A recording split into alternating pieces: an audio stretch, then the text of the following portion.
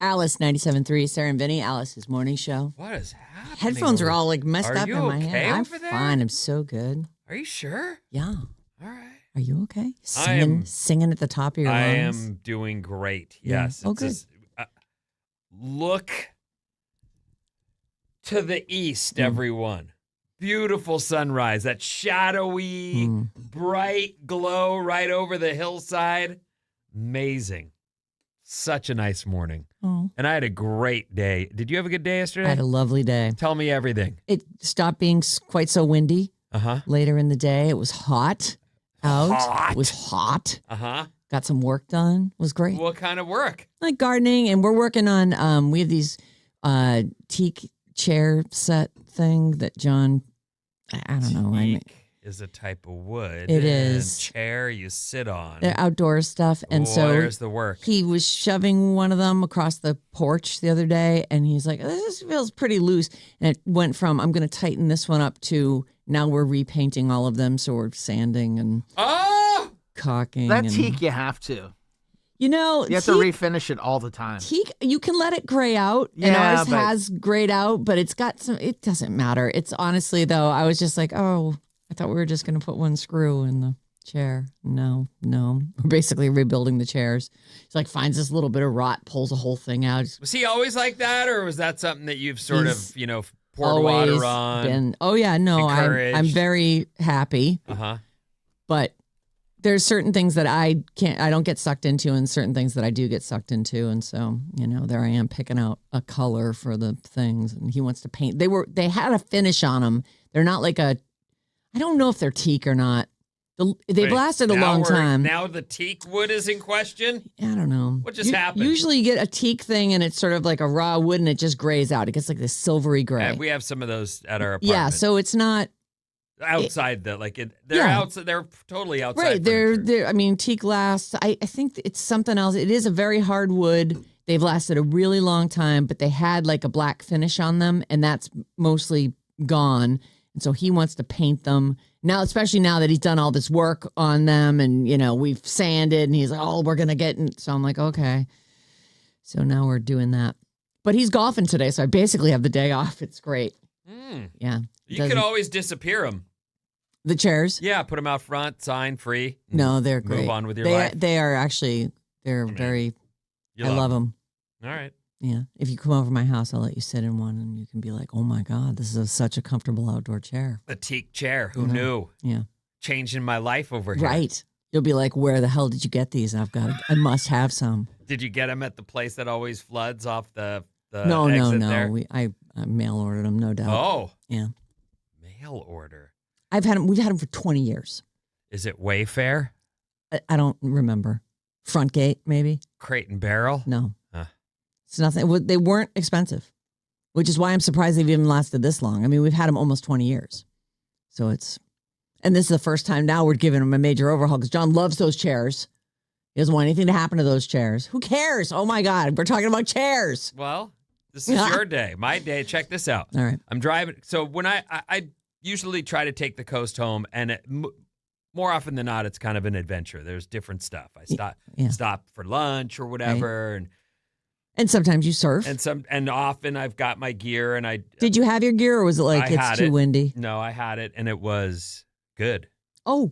So first, as I'm standing there, I keep getting like butterflies in the face, and I'm like, why does this? There's like some kind of migration. I don't know all about it. It's not the monarchs, though. Just some other. Actually, it's funny because I posted about it, and so many people know about this. It's weird, but it's the tortoise shell butterfly. Oh. Teak wood chairs and tortoise shell butterflies. We really have it all here. There's going to be a test. Take notes. We should do a test at the end of every day. Just write down everything we learn and make everyone take the test. No, we shouldn't. They won't want to. I think it's tests fun. are I love tests. They come with that anxiety, and then there's that whole you guys are living on the edge over here. I gotta be smarter than this. Listening to your lives, wow, you were living on the edge. Oh, what are you talking about? I mean, what are you doing? Yeah. Oh, I'm living on the edge too. Oh, okay. I'm walking dogs and All right. Doing nothing. You know, the only one who's going to have an interesting story this morning is our girl Bob. Please, she had to, in fact, talk about butterflies. I'm sure she cocooned yesterday. I did. Yeah, I would imagine. hid in bed from all the garbage and the weird smells coming from my kitchen. Oh. Someone partied all weekend, and it wasn't any of the grown-ups. No, the grown-ups all went to bed early. The grown-ups did their chores. The youngster, though, hit it hard from Chicago all the way back to San Francisco. She get back at the crack of dawn, basically, and partied all day. But a lot of us are partying this weekend. We're going to Bottle Rock. That's right. Yeah. In fact, I was talking to Danae about that yesterday. I don't have my tickets, but I expect them. Yeah. And I'm kind of like... I'm still going to Napa. I'll be in Napa, but I'm not going to be... What? Yeah, well, originally we were going to, like, this whole big group of us was all going to go to Bottle Rock, but the tickets ended up it's not like the old days of radio where you get all your tickets for free. Well, I'm sure they would have taken very good care of you and your husband. The And party is that, where that and ends. No, it was definitely, yes, the party, people. So we're just going to hang in Napa. It's going to be nice, hot, right? Yeah, yesterday, like I said, so I enjoyed the tortoiseshell butterfly extravaganza migration, which was it's crazy. They're everywhere. You can't, it's almost like a movie. You're going, this seems like the birds. Seems so magical. They're crashing like the birds too, which it was really also like, yikes. Luckily, they weigh less than an ounce. That's the road. And there were cars driving by. Come this way. Yeah. Don't land Over there. Here. Over here. Oh, aren't they pretty? Oh, they're super pretty. And first I was Are they as big as a monarch? Are they a good size? They're good size enough, but they're butterfly. At first I had my camera out and I'm like, whoosh. Nope. Whoosh. And I'm trying to take, and then I went, oh, video, right. And I got it all. Oh, but nice. No single shots. They're very camera shy and quick. Who knew? Especially with a good wind blowing. Anyway. Yes. I enjoyed the butterfly migration. I jumped in for a surf. I made it in time to pick up Isla from school. There's a day. There's a day. Well, no, That's what I you're did. not. Day work's not done. Well, you get home. There's still dinner to be. Yeah, no, I did made that dishes stuff too. to do. But that was the bulk of my, there's the adventure. Yeah. I made it home for my kid on time. Yeah. Oh, I did some laundry too. Is that exciting? We add that to the mix. Would you say it was a colored load or a white load? It was 2 gigantic color loads. Oh, okay. We do all our right. laundry on Monday. Yeah. Yeah. So You got a lot of whites when you do a white load, or is that like the smaller load of your? We hardly have anything white anymore because I don't like to use bleach. Oh, I don't use bleach and I have whites. Oh, they get gray. Yeah, they do. They get dull. Yeah, they're clean though. Yeah. Oh yeah. Right. I just if I'm gonna have something white, I want it to be a bright white, so I save all the whites for a long time, and then I'll do one little bit of bleach, put it in there. But bleach destroys stuff. Yeah. Yeah. Smelly. Yeah. Even the bleach that says this is scented as something not bleach, it's still. Bottom line is it's bleach. Oh. Yeah. Yeah. You know that feeling. Sure. What's wrong with you? I'm smelling bleach. It's making me gag. What do you want from me? His gag makes me gag. I know. Whenever he gags, I'm like, a little. Isla will go, Dad! I know. It also But I like is when he gags, but he's got his own finger down his mouth as though it's I'm being framed right now. That is not what happened. not just now. There's all kinds of gross stuff around here that might make me ill. You never know. Especially when you're bummed out by it and you've got your finger down your throat. It's a bad combo. Anyway is right. We should probably roll the show. I'm sure the show will be way more exciting than cocooning, walking the dog, sanding chairs, and butterflies. The butterflies was probably the best. Butterflies was the highlight. Vinny wins the highlight. Yeah. That'll be on the test later. Definitely Which the of most our exciting. lame-ass lives was the most interesting? Congratulations, Vinny. That's Thank a you, point everyone. for you. All right. You just started with a point. Don't complain about the points or I'll take one away. I'm still kissing. I don't know why. All right. Let's. Oh, good. Well, right. As though you've won. Right. Well, you might now with your extra point. It certainly worked out for you yesterday. Although, didn't you get like 2 right on the head yesterday? I never remember. He won like 7-2 yesterday. Yeah, it was 7 to 2-1. You're right. Yeah, it was he crushed it. not good. Yeah. KLSE HD1, San Francisco. Sarah and Vinnie, Alice's morning show. We have a death to report that only the old people will know about. Plus, America's turning 250. Oh yeah.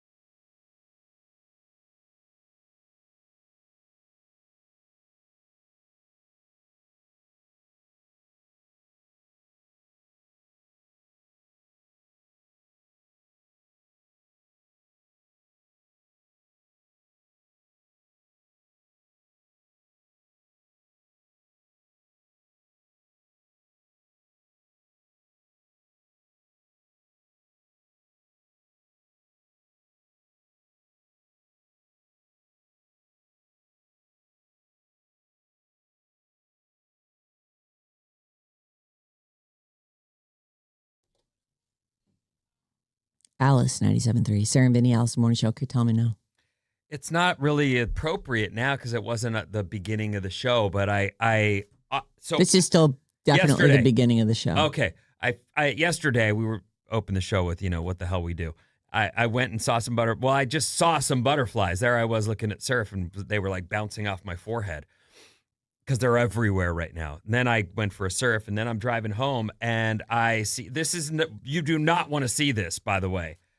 Over the edge of a cliff there in along the coast of Santa Cruz, in Santa Cruz County at this point, you see first responders looking over the edge. Oh no. And so there's like a fire truck and a police, and they're like standing at the ledge looking over, and I'm like, oh, that's not good. And I'm still driving at this point, heading back to town, and then 1, 10, 15 fire trucks, police, ambulance, and more pass me with their lights on. Oh, no. And I'm like, whoa, what happened there? That was something big. Was it a car over the edge? A car went over the edge of a 500-foot cliff. And weirdly, I hate to say this, but you have to know, like, I think that person meant to do that because I don't. It's not like a really obvious There's spots that are sheer, and then there's spots that you would just land 20 feet down. You know what I mean? Like this was sheer, 400 something, 50. No guardrail? Driver dies. Yeah. No, it was full. Does it have a berm on It this? has a berm. Okay. Which means some air. Anyway, the person, they full crew out. Helicopter, jet ski. One of them towing a jet ski went by me. That's it. That's the story. Is the guy dead? Yeah, he did. He passed. But it was just driver another dies. one of those, like, there I am. I'm watching all these first responders. They went for it, though. They went right, like they had a helicopter and a jet ski and rappelling and the whole bit. Jesus. Mm-hmm. Anyway. Well, that's a bad day. Well, it was part of For that guy, a lot of stuff happened. Not for you. yesterday. No, I just drove by. trying to- Well, I was pulling over a lot. That was an inconvenience. Oh, to look. Oh, to get out of the way. Yeah, all the I see. lights are on. You guys all know that, right? By the way, when, police or fire have their, what do they call those? Lights. Yeah. When they have those on, you just pull over. Even if you're going the opposite direction. Yeah. Mm-hmm. You pull over and clear the way. Actually, aren't you supposed to? There's a whole new set of rules like a few years back. Like on the highway, you're supposed to move over. You're not supposed to just go in the lane right next to them. You're supposed to try to get over and leave them a big berth. Mm-hmm. Yeah. Anyway. That's terrible. Well, I mean, it was there. The guys turned out and they tried to help. And Butterflies and a guy dies. Yikes. Just regular old drive home. Mm. I got a good wave, though. You should have seen it. Yeah? I was ripping. I mean, I don't like to say that into a microphone, but I had a good wave. Really good. Why don't you like to say that into a microphone? Because we want to hear that but if you're going to surf. I'd actually love to hear how you whoop-od everything. How I whoop-pod everything? Yeah. I don't whoop-pod. I was all blah, blah, blah, blah. Okay. Cowabunga, dude. My bad. Trash time. Alice's summer concert pack is what we're giving away this week. As soon as you go cowabunga, you're done. I know I got to get out of here. Yeah. Sorry. Well, you know what? I just realized we haven't done that in years. What? The cowabunga, the whoopah, the... Well, why would we shouldn't do that. We should do it all the time. So get me whenever he's talking about surfing, we can... Please. I'll do my awesome surfer dude voice. Oh, I've never heard it. Right. It was a regular on the show, and he hates it so much. We had a surfer in here, and I was doing it, and that guy was getting pissed. I'm like, oh, that's exciting. Kept going. Is it offensive to your culture? Yes, it's very culturally offensive. Who did we have in here? I can't remember. The guy he was somebody, and he was getting mad about it. It was years ago. We've been doing that bit for years. Oh, no. There's also a guy. You have been doing No, we're a Chauvin. We're a team. When I'm doing something, you're also doing it. I'm a victim. There it is. Ah, great. We're heading down to the beach to hang 10, brah. All right, giddy up. Let's go. Wow, I caught the barrel. Woo! Let's go party with the Hessians. Don't encourage her, Are you talking about German You're not soldiers? Germans. So there's also this guy. No one knows what you're talking about. That I based my voice off of, and he was. If you can get I don't know. If Are you talking about Spicoli? No. Oh, you're talking about the boogie boarder. Talking about the whoopah. I was all like hitting the top of whoopah, and then I got tossed into the washing machine. Whatever he says. See if you can find that. It's honestly, there's probably like a bank of sound files in there. I know. I'm sorry I cut you off. You were saying about the tag? And this break is brought to you by... Cowabunga, dude!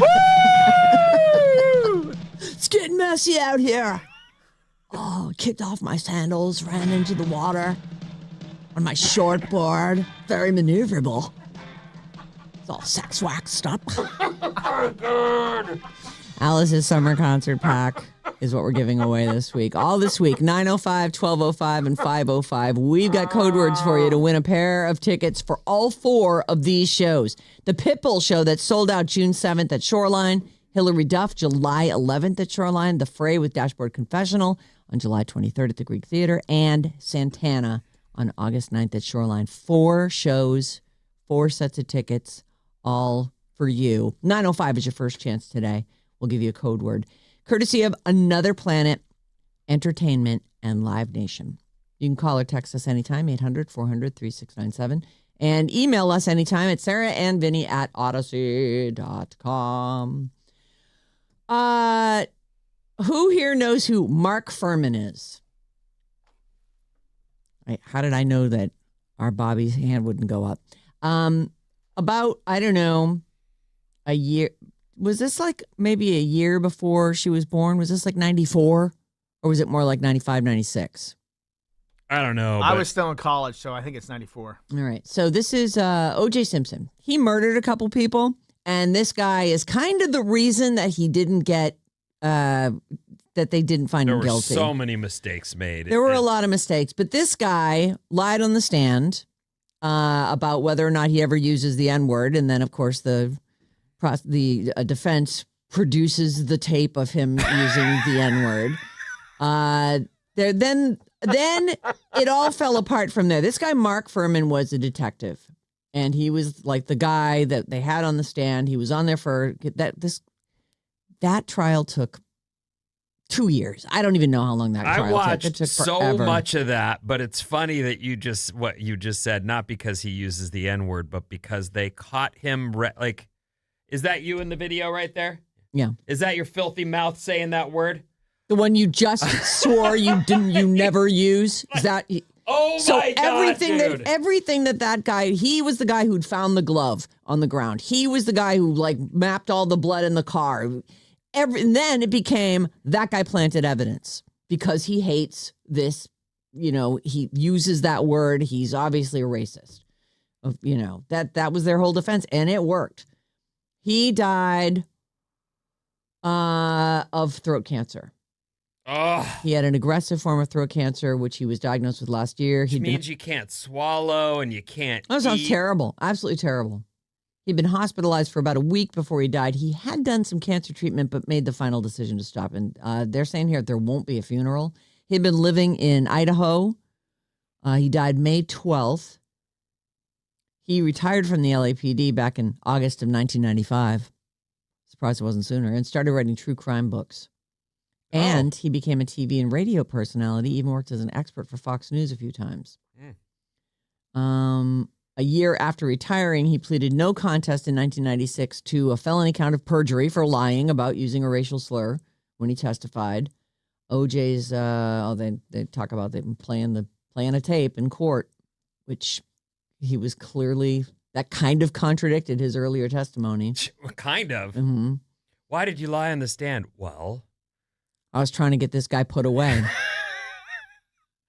no one wants to say they use that word publicly on TV in front of everyone. OJ's defense strategy worked. They basically called everything that guy had presented into question, and in the end, he was acquitted. He was found guilty in the civil trial, so he's off for this double murder. But then they sue him, and I don't know, was the judgment $30 million or something to the families of Yeah, Nicole I think it was Brown, 34 Simpson, million. and Ron Goldman. Weirdly, Mark was barred from returning to police work in California in May of 2024. He's dead at 74 years old. I'd say rest in peace, but I don't care if you do or not. Wheel of Fortune is celebrating America's 250th anniversary. It's our birthday, you guys. It is so weird to have lived through the 200th and now be here for the 250th. Agreed. I was just a little boy, but I was there. Yeah. Highly unlikely we'll make it to the 300th, but Bob will. I thought you meant like the country wasn't going to make it to the 300. No. I mean, we're definitely only making it to 251, We are on the right track, 252. Bob. What are you talking about? Maybe we'll just, 250 years. It was a good run, guys. Wheel of Fortune is celebrating next month with 2 weeks of patriotic programming, sponsored by Coca-Cola. The shows will air the weeks of June 1st and June 29th. So that's the week leading up to the 4th of July. Ryan Seacrest, Vanna White, and yes, Coke-Cola will help viewers drink in the spirit, sights, and stories of America through the lens of one of television's most beloved shows. It is true. Wheel of Fortune's been on as long as I can remember. Viewers, whether you play or not on the show, they're doing a Drink in America giveaway. What's happening? Is that me? Hold on. It was me. Sorry. Yeah, I was looking around like, who's doing that? It was me. Sorry. Drink in America giveaway. You can enter that. Anybody can enter that. And it's a chance to win either a national park trip or a trip to Universal Studios. What would you choose? Would you go to a national park or Universal Studios? I would probably take the kids to Universal. Oh. I would like to take them to a national park, but, they whine and are bored easily. And I would... Mm-hmm. They ruin fun sometimes. Mm-hmm. So, you find yourself going, you're making it not fun. Luckily, there's a song for that. Oh, God, please kick it in. Make it not fun. Make it not fun. You get all excited and you make it not fun. Yeah, except they don't get excited. They get cranky bored and cranky. whiny. Yeah. At some point, you have to go do the Disney World universe. There's so much right there in I want Orlando. to. You should definitely take them. They'll freaking love that. Yep. There'll be no boredom. I already wanted to do it. And I think we went to Hawaii instead. Oh, well, Everyone voted Hawaii. that's a pretty good one too. Mm-hmm. Yeah. I know. I'd take Hawaii now. But as a kid, I lived in Orlando for a while, and back in the old days of radio, everything was free. Oh, you're on the radio? Yeah, here's some tickets for Disney World. Don't worry about it. Mm-hmm. And we would go all the time. It was so awesome. It was great. Okay, I'm totally out of time. What? I meant to say I'm totally out of stories, so let's eat some headlines. Oh, okay. You can just swallow it, or you can chew on it for a minute. No way. You said the wrong thing. Okay. I don't even care. Here's your headline. Amy Schumer claims she had a botched colonoscopy, so she isn't feeling very sexual. What happens when you have a botched colonoscopy, please? To me, that is the question. It is not explained in this story. But maybe she just didn't enjoy it, so she's feeling like, I don't feel sexual. I feel like that botched happened. is something I agree. really went wrong. That like is her I've quote. had that done, and I woke up. I went in, laying on my side, Yep. and they're chatting with you, which it's not fun.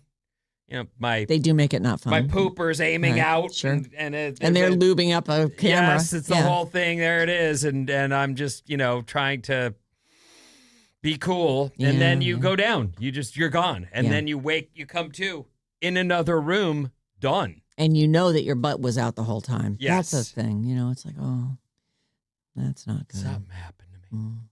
I just don't want to know what. I'm not going to ask any questions. Anyway, she had a botched colonoscopy.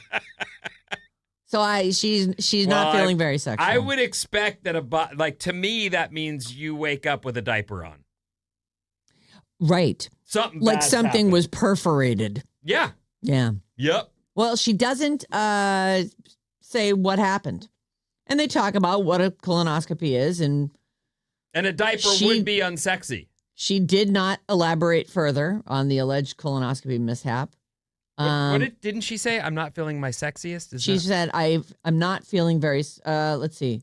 I actually had kind of a botched colonoscopy, so I'm not feeling very sexual. Yeah. Oof. I don't know who asked her, "Are you feeling sexual?" And she said, "I'm not because of this botched colonoscopy." I don't know how it comes up, but okay. She had like this Cushing syndrome that you can get if you do high dose steroid injections. And people were saying it gives you a very round red face, and they actually call it moon face. I think we talked about this a little bit. Cushing occurs when the body has an excess of the hormone cortisol. And she went and had it checked out because people were online saying, we think you have this. Your face is now red and wide and round. And she went in and they were like, oh yeah. She was getting steroid injections And it gave me this thing called Cushing syndrome, which I wouldn't have known if the internet hadn't come for me so hard. This was on Call Her Daddy, by the way. This was last year. I learned that I had something called moon face, and I'm starring in a movie, and there's a camera in my face, and I'm like, oh my God, I was already feeling down on myself before I started filming this movie. She talks about her weight loss journey, GLP-1. She's on, I think she's on Mounjaro. And she's currently separated from her estranged husband, Chris Fisher, with whom she shares her son, Gene. Well, we ate a little bit of that story. Here's another one. Waka waka. Pete Davidson's ex, Elsie Hewitt, says she's parenting on my own. Sad. It's really sad because it's really hard. He says, no, you're not. I'm giving you money. I'm around. That is not. She's like, no, I'm doing this alone. Nearly helpful enough, sir. Next one. Peter Jackson says Stephen Colbert pitched his Lord of the Rings movie before CBS canceled The Late Show, and they've already spent a year working on it. This isn't just what he's going to do in retirement. He wanted to do this. And I guess I'll end with this one. He felt the need to clarify. I'm not a loser. I'm not. Yeah, I was a nerd way before this all happened. Here's a quote from Anderson Cooper in your headline. The independence of 60 Minutes has been critical. Anderson Cooper bids farewell to CBS News show with a plea for it to stay independent. He is not leaving his CNN show. But apparently he was saying in this story that he's using his CNN vacation to work on these stories that he does occasionally for 60 Minutes. I don't know how regularly he's on 60 Minutes. I don't watch 60 Minutes every week, but he's on every once in a while. So I guess, they do a deep dive and they put a big piece together. And he's done with that. He's got 2 little kids and he's like, there isn't enough time in any day and I'm working on this and I'm going to bid farewell. It has nothing to do with the change of management over at CBS and that they've pulled stories from 60 Minutes because they're like, I don't think we already paid a $16 million settlement to that guy. We don't want no more trouble. All right, that's it. There's just a few headlines. What's coming up? If you could freeze time, would you? After these.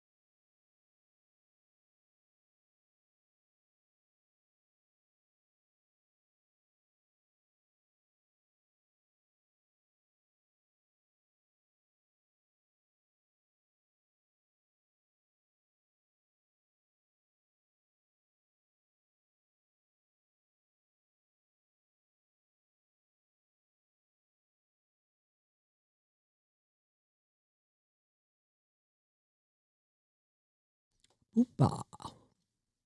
Hoopa. Alice, 97.3. Sarah and Vinnie, Alice's morning show. Got a movie recommendation? Bob's not interested. Hear what you did pick Thursday, 6 a.m. Bob's Movie Club. She's not. No. I'm interested. I just Won't listen. a couple of the ones I've had suggested didn't go over so well. That is true. You have one picked out for this week? No, Narrowed down? no. Oh, boy. I know. I woke Well- up in the middle of the night like, is it Thursday? But it's not. Thank God. 48 hours. So good ideas. Send them my way. Bob on the waves. In my DMs. Oh. Or you can text us, 800-400-3697. I'd love that. What's up, everyone? Hey, Vinny. This Alice Report is brought to you by the Saturday Morning Special, Best of the Week. All killer, no filler. The Saturday Morning Special, 6 to 10 a.m. We don't do filler. Meet you there. That's why it's all killer. Oh. I'll throw that one out. That's all right. I don't know. Well, you didn't get stuck reading it. Saw that one. All killer, no filler. Yeah, you're supposed to have fun with it. Yeah. I don't think I say that, but all right. Giving you new words to say, Ron Burgundy. Yeah. Well, that's the problem. I kind of am. And it's only after that I go, oh, fudge. I should have proofread this. Dang it. Sunny and warm today. Yesterday, which I knew it was going to be in the 80s. It was warm. You know, but it was 84 on the sand. That doesn't happen here very often. So it was warm everywhere yesterday and more of that today. All right. So watch out. Stay don't cool. forget, Bottle Rock this weekend. We rage. Alice is going to be out there, by the way, hanging, broadcasting. I think Mason's here for the whole weekend. I'm going.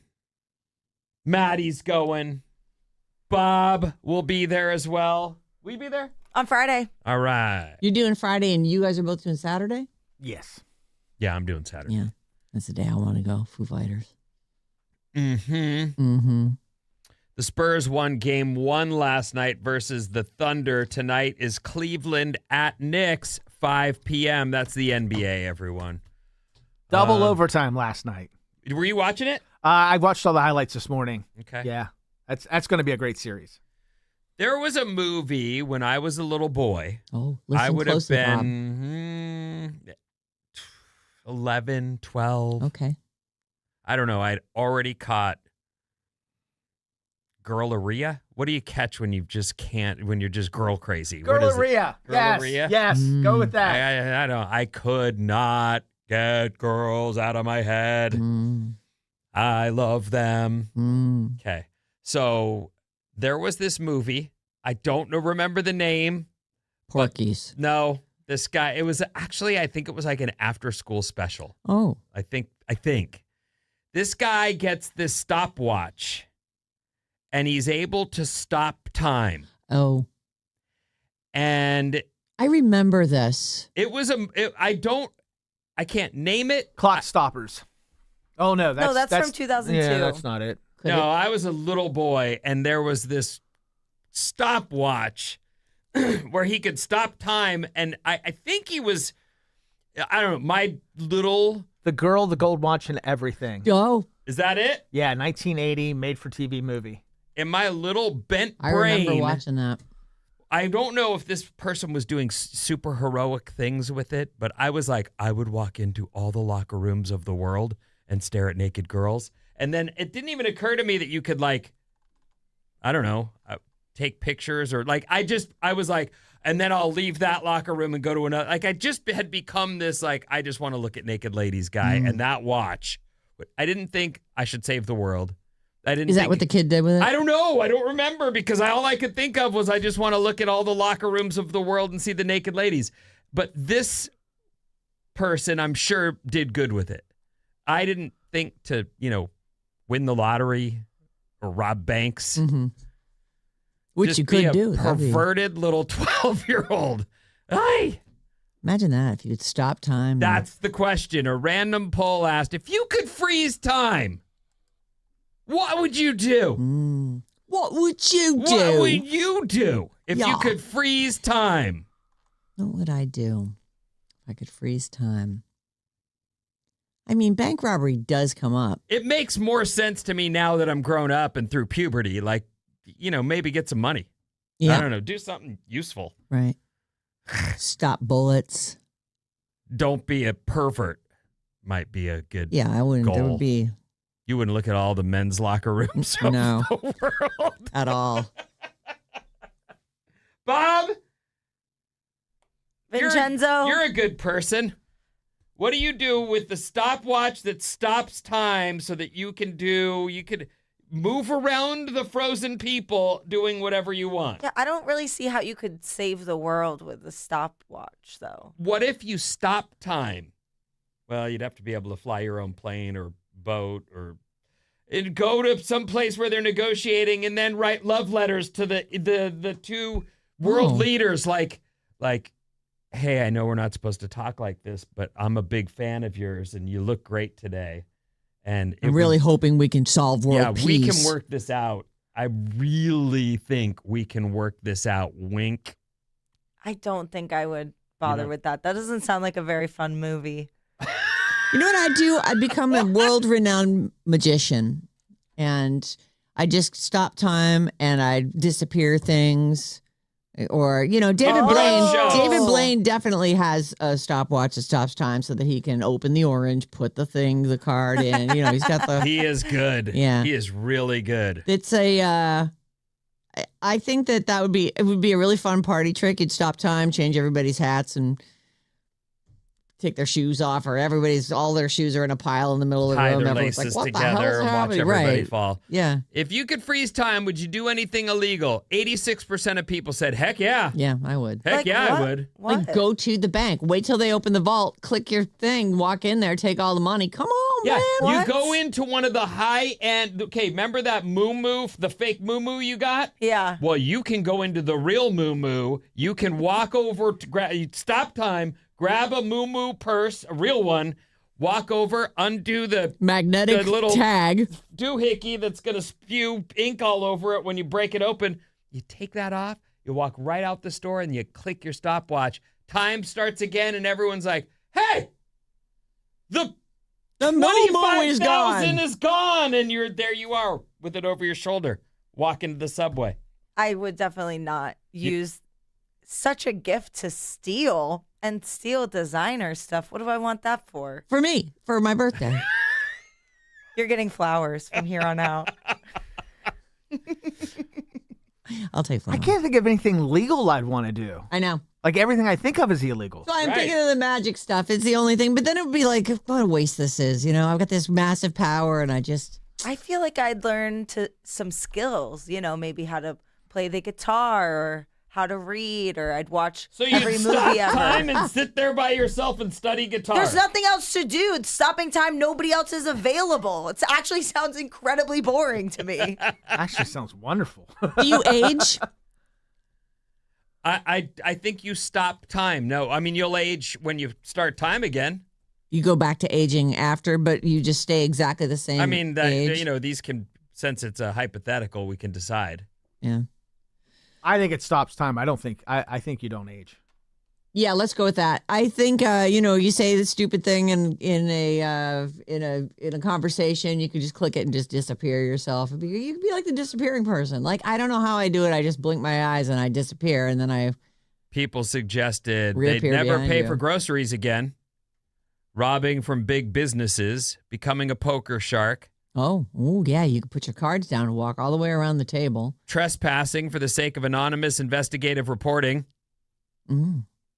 Okay, those are all good things. Yeah, I guess No. all the internet sleuths would be like, I got this. Yeah, you'd be a great spy because you'd get yourself into position, and then you'd listen in on these conversations, and then you'd click it again, get the hell out of there. And if they found you, you just click the thing, get out, and disappear yourself.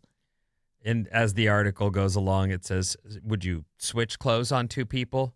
And perving on naked people, which would probably be the number one answer among teenage boys. I would like to put out there that no teenage boy should have this power. Yeah, you're not kidding. Actually, only women should ever have this power. I think that's the way. How many I think dudes that will goes be for all standing? power. The men of America are safe in the locker rooms of the world because women are the only ones with the Yes, stopwatch. exactly. Ah. Yeah. You sure? Yes. The TSA is challenging travelers to bring as many rotisserie chickens on the plane as they want. What? Believe it or not, it's been 20 years since the TSA launched its confusing 311 liquids rules, which limited travelers to 3.4 ounces of liquid per container, which is so small. And then initially, they didn't sell stuff that size, or Right. you certainly didn't buy it that way. So you're like, so I have to throw the whole sunscreen away. It's a new bottle. Right. Yeah, yes, you do. It goes you in can't there. get on the, you're going to throw it away. All right. Can you guys set up a chem lab so you can test my stuff to make sure it is what I say it is? It's just sunscreen. I mean, I just want to not get cancer, if you don't mind. Yeah. But all right, I'll buy another one when I get there. Thanks. Anyway, you can't take a protein shake that's over 3.4 ounces, at least in one container. But in a viral social media post, the TSA notes that if protein is your concern, just pack a rotisserie chicken or 12. As long as it's in your case and it fits, you can bring your chickens. God, that sounds like. No one wants rotisserie. Like, come on. Well, I mean, it's not that I don't want a rotisserie chicken. Do you want one? You don't like a rotisserie I chicken? do like God, they're one, but so I'm handy. not talking to you. Pick up a chicken. You know what I made yesterday? What? I'm trying to eat better. Let's hear it. I made tuna fish on a salad. Great. How was it? It was good. Yeah. Yeah. Like, so are we talking about like a bag salad and you use? No, I had a salad from the new leaf that I picked you pick out the leaves. Yes. And then you Yes. pick out some, So like only the good some leaves, beets, right. and then you pick out some carrots. So you make a little thing. I got a pretty big, actually. Yeah. And then you bought like a can of tuna And, with no mayo. no, I put a little mayo in it and smashed it up and I then see. threw it in there and then poured some. It was good. Delish. You should try it. Okay. I Anyway, will. they say here, you can bring stuff, you guys. Whole watermelons, live lobsters in clear, sealed, spill-proof containers. Live fish in water. In But water. 3.4 ounces of water? I guess. Frozen breast milk and ice packs in any quantity as long as they're fully frozen at screening time. Is this a PSA from TSA or what? No, this is someone got a hold of their social media and they're probably fired this morning. Whole pies and cakes, cremated remains in a screenable container, and bowling balls and bowling pins are welcome. But your 3.4 ounces of liquid, still a problem. No, 3.5 ounces of liquid, a problem. Anything less, it's okay. Thanks, TSA. Has that ever prevented one thing from happening? I'm sure they've gotten stuff. Yes, I believe so. Mm-hmm. I think they're getting a little more lax with it though, because they used to, if the bottle was more than 3.5 ounces, even if say the bottle was like half full, Right. so you have technically less than 3.5 ounces, they would be like, no, you have to throw it away. Because it was opened, right? Right. But now I've been bringing through things that are not very full that are in larger bottles, and they've been fine with it. Well, That's right. You've been flying all over the place. You have. Chicago, and you went to that disco party in northern Michigan, didn't you? I don't know. Oh. Did I? I think. you went somewhere. Where else did he take you to the airport for? I think maybe when I went to Whistler on my Jesus, I ski forgot about party that trip. too. Oh, yeah. That's right. Where she balanced a beer on her head Yes! on top of a... That trip to India for yoga lessons really paid off. That is... Yes, it did. Because you see what she could do at a party? What a party trick. Amazing. Speaking of parties, Yes. this past Friday was National Pizza Party Day. Oh, What is your favorite place to order a mega order of pizza? Let's say you're throwing a party and someone's tasked you with, the food, and you go, we're just going to order 10 pizzas. Where do you go? well, I usually go to Rocco's or Stefano's. And I think they're owned by the same people. But they're right in my town, and there's places where you can get a nice pizza, but it's I don't want to pay $50 a pie. That is one of the questions. Like, people go, yeah, sure, you know the place to get a $50 pie, but do you go to them for the big pizza party? No. You know what's not on the list, and I'm shocked, is Costco. Oh. People, we absolutely have ordered the Costco pizza. But you have to cook that. No. Oh, it's fully cooked. Yeah. You can get it both ways. Oh. I feel like I don't like their pizza. I get the slice sometimes, after I've shopped. What is it, $1? $1.50? And you get the slice of pizza. And I'm always just like, it's just too much. It's like, you still go through Costco sometimes. Costco? I love Costco. Oh. You don't love Costco? John's doing, the business part of it. And I'm just looking at books and seeing if there's any clothing I can buy. Or that's the one. Well, no, that's not. That's one of the things we have delivered. Get a hot dog at the end there. You like the hot dog? I do like the hot dog. All right. It's huge, though. We always split it because it's just too much. It's fat. It's a fat hot dog. It's like a. I don't want a fat hot dog. I don't, it's too sausagey. It's like too much meat. Too much meat. Yeah.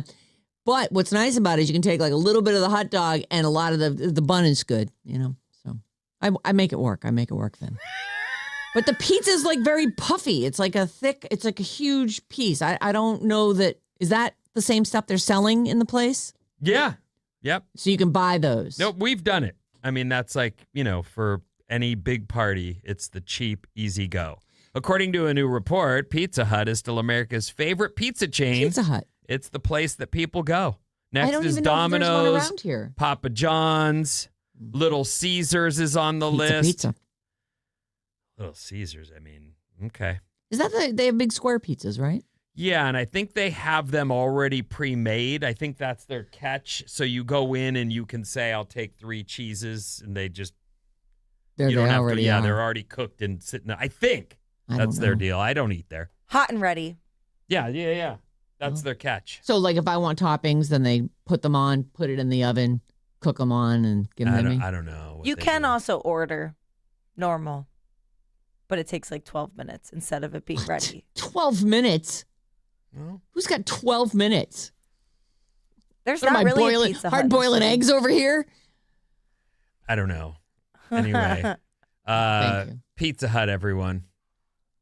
They're back, baby. I don't know. Did they go anywhere? I'm not sure. I actually feel like they did go somewhere. I feel like there are fewer. I don't remember the last time I saw Pizza Hut. They're still all over the place, but they're not as populous as they used to be. There's not really one in the city. Find the nearest Pizza Hut to us. There's a Pizza Hut Express over by San Francisco State University. Oh. Just buy the slice, probably. That's just gratuitous searching. You didn't need to know where the closest Pizza Hut was. You're just searching stuff because you just Why not? Can't. I know. We're all sitting here with computers in front of us. Yeah. Gratuitous searching is like the name of the game, baby. I found one of the things she wanted earlier. So what was it? I found the surfer. Oh, the kit. Whoopa, yeah. Oh! I found that. Our text number Cowabunga, dude. is not that one.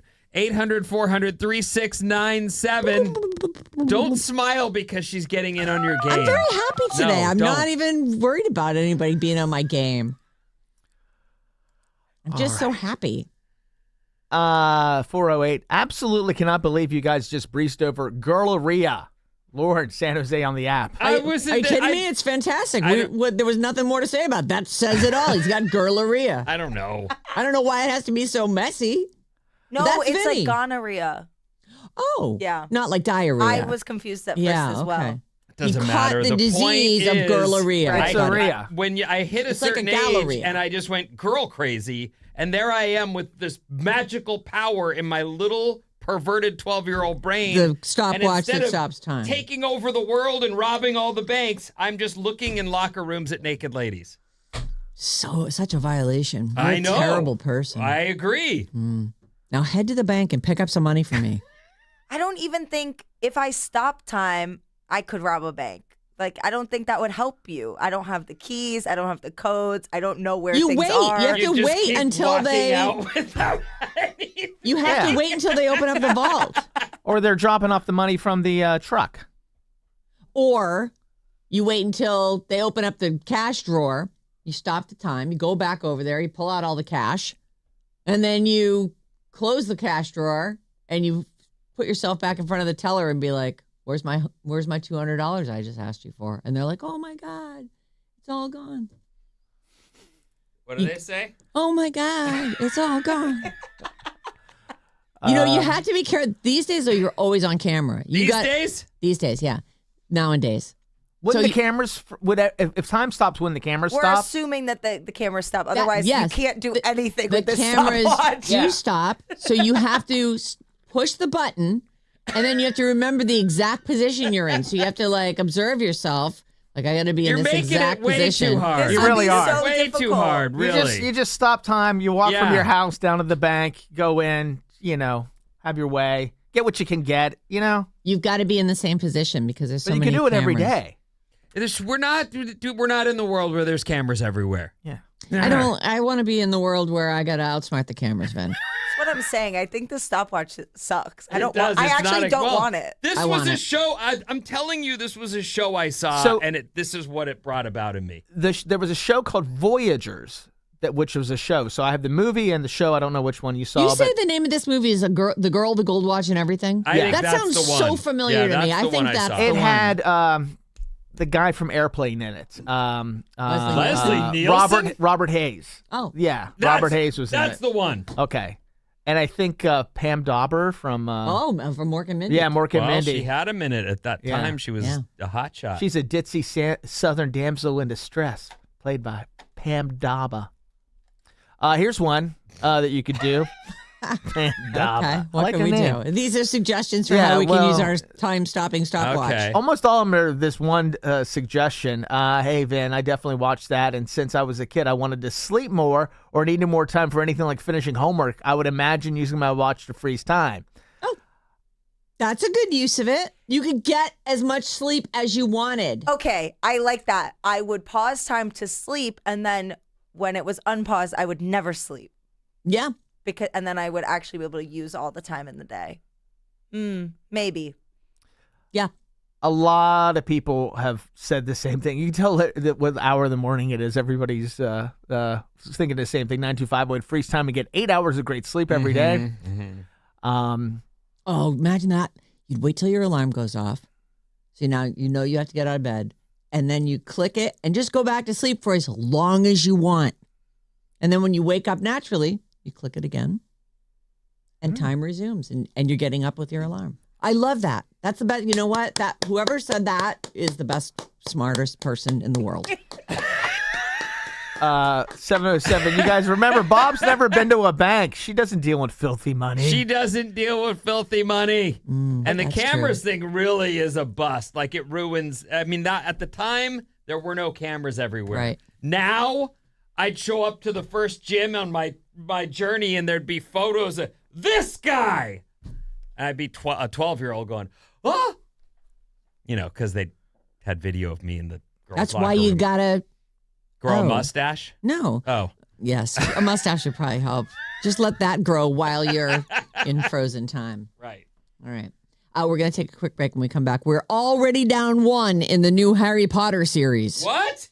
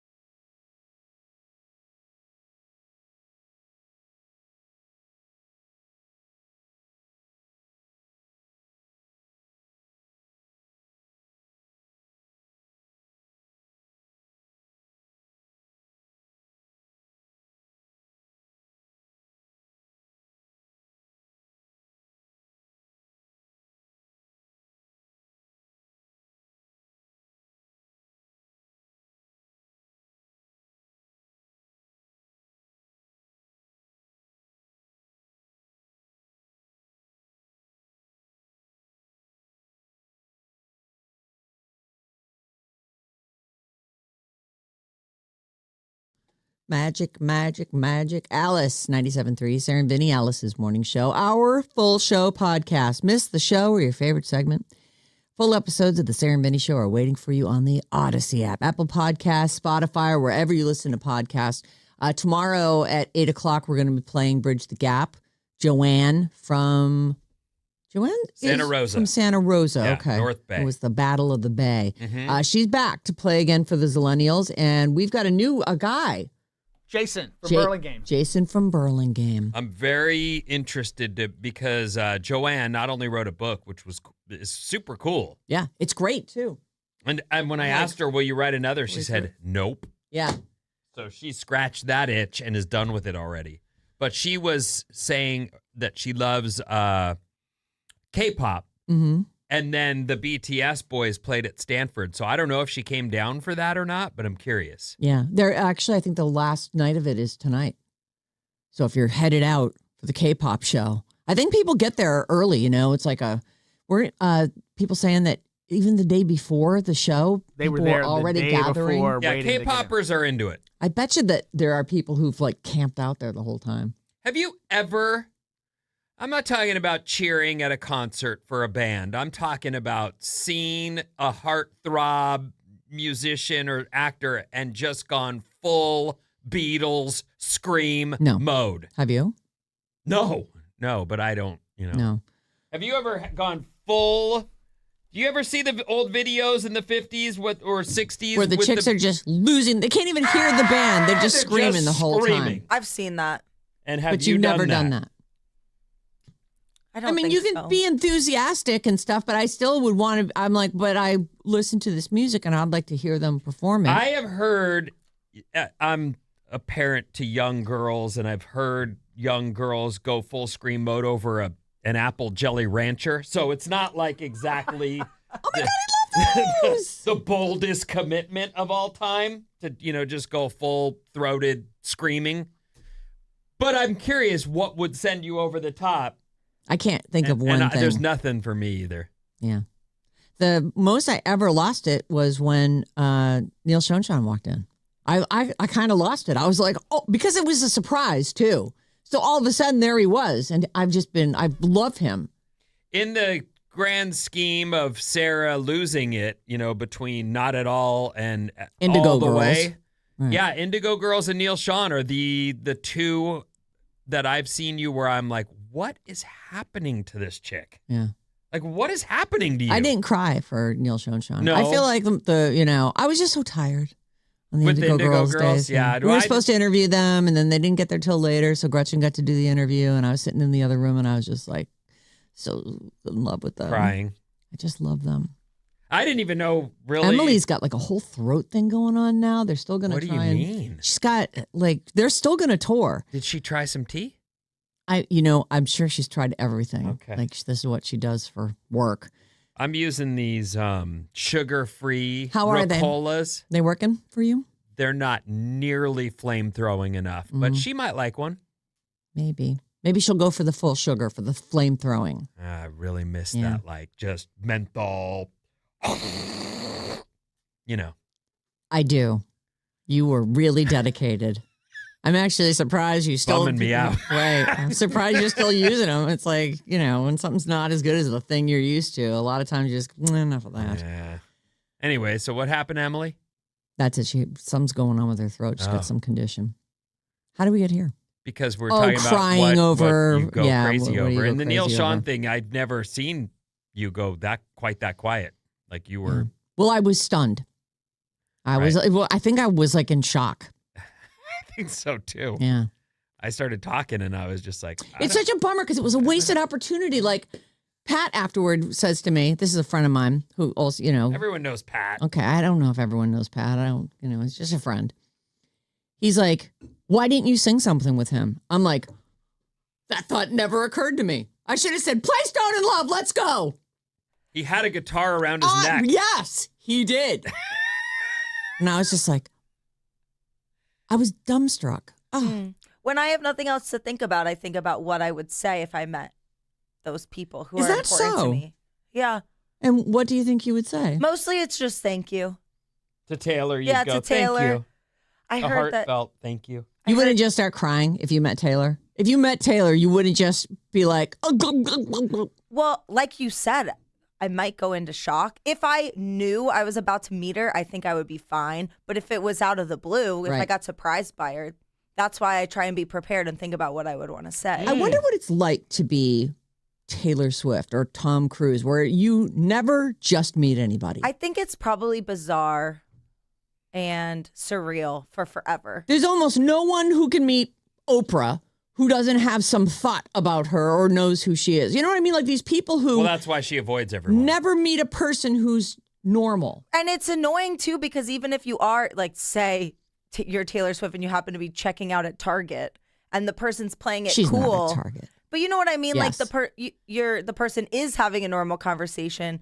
You know that they know. So there's this context. It's never just, I know. even if it's pretending I to don't be. think. I think what happens this is just my opinion, but to a celebrity, we look at them and go, man, they're like a recluse. We never see them among the people. You know why? Because they can't be among the people. Yeah. Because That's no why. one just doesn't notice them. There is no possibility for a normal interaction, even just going to the store. I'm just grabbing a pack of gum. Right.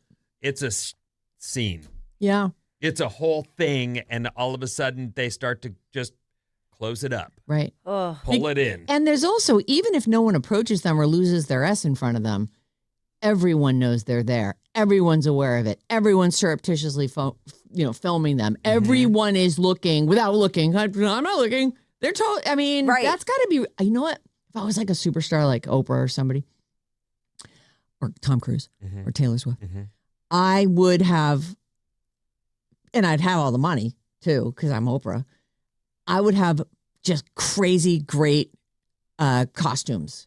Just people I could be that were, like the little old lady or, Apparently that's what Dolly Parton does. so that you can go she's out and just unrecognizable. have normal situations. And you'd be like, oh, this is what life is. See, I'm just buying some gum. That's the secret to Hannah Montana, the best of both worlds.